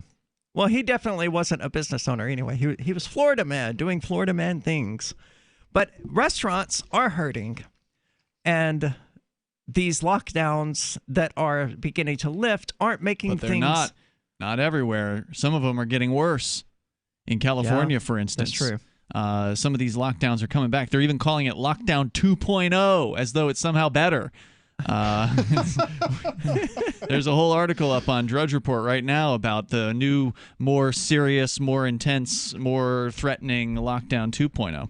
But the story here, Yahoo News and the AP, let me jump into it just a little bit, talking about John Pepper, who used his PPP loan to pay employees and reopen 4 of his 8 Boloco restaurants. And Boloco's like, it's a burrito place. It's kind of competing with Chipotle. It's more of like a regional chain. Okay. I think there used to be one in Concord. Anyway, he'd reopened 4 of the 8 restaurants when Massachusetts lifted their shutdown order in early May. But with the money spent and business at the restaurants down as much as 70%, Pepper had to again close 2 of the 4 locations that he'd reopened. The staff of 125 that he had before the virus outbreak is down to 50. He says, a lot of this is out of our hands at this point. At this moment, I don't see getting my full payroll back.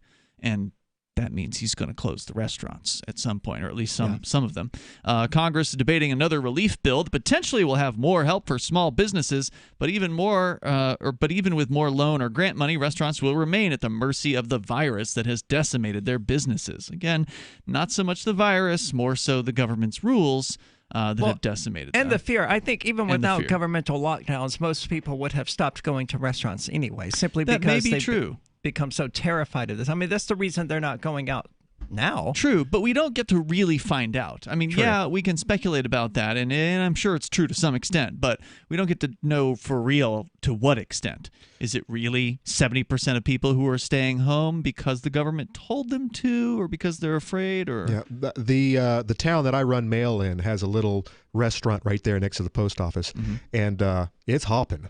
All of the tables are outside in the street, right out in the parking lot where we used to park, and they've got a pavilion out there with tables set up, and it's jam-packed full every time I drive by there. But then again, some people is this the place I'm thinking of? This is Walpole. This is a little yuppie town. But then again, we're in New Hampshire, and that may be different. Now, yeah, exactly. But having said that, they are all wearing masks. Oh man! Some of them, even when they're sitting down until the food arrives, until the food arrives, and they'll take their mask off. It looks, not Orwellian. I don't even know what to call it. It looks Black Mirrorian.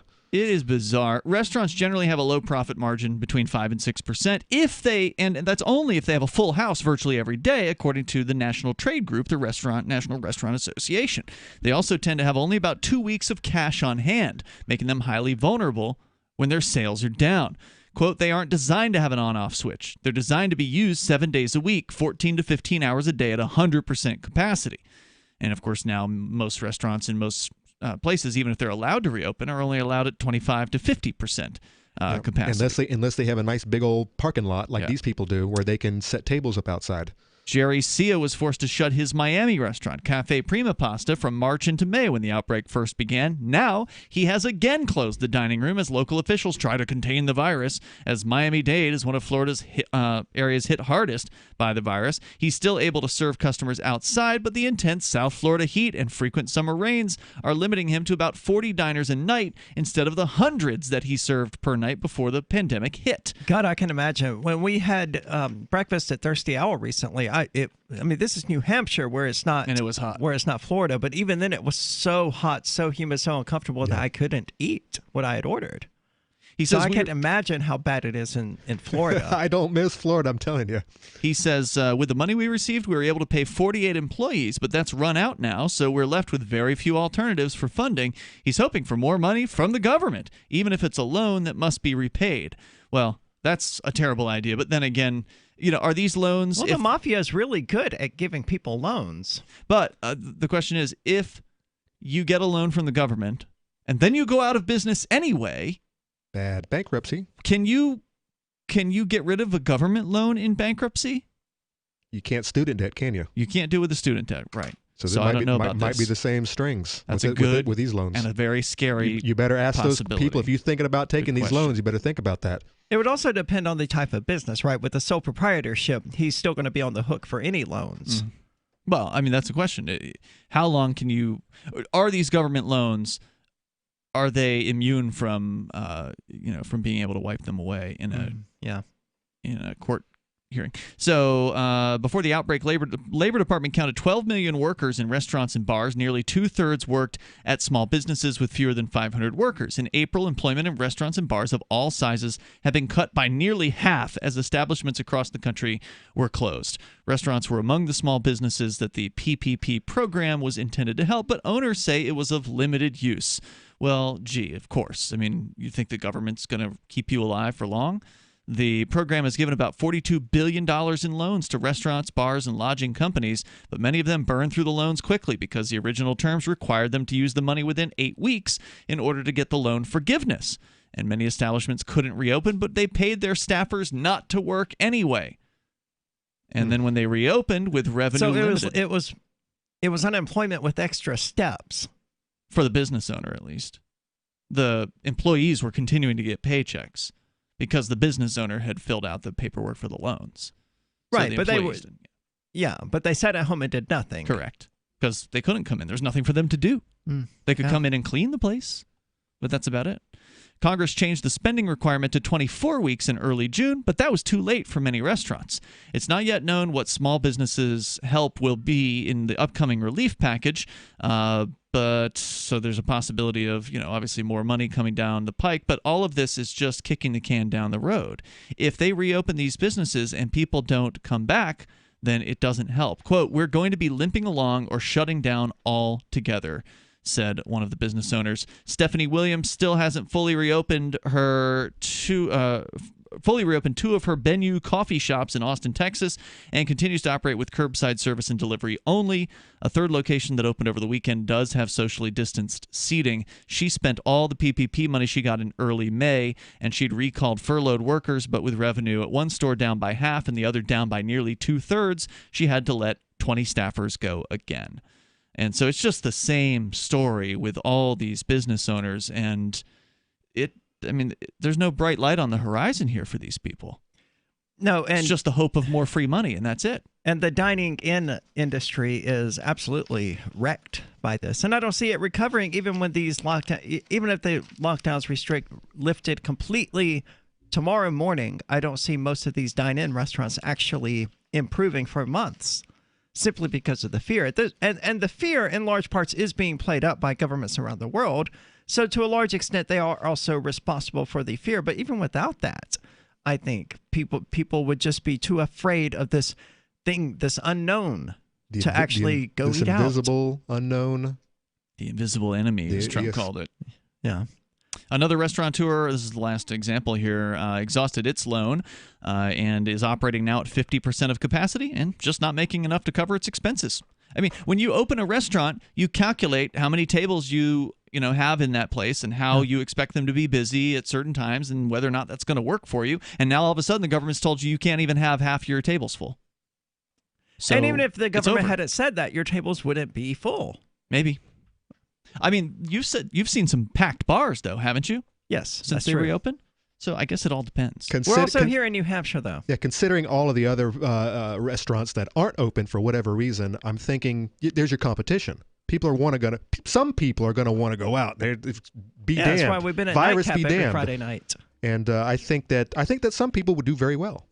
Some restaurants, you mean? Yeah. I mean, they would. The issue with that then becomes the state coming down on them and hitting them with $10,000 a day in fines, like they did to these people in New Jersey. Most of them are too afraid. They don't want to take on the state. And and they're sort of defeatist. They know they're going to have to close their business, but for some reason they still don't want to risk having their business closed by the state. I don't get it.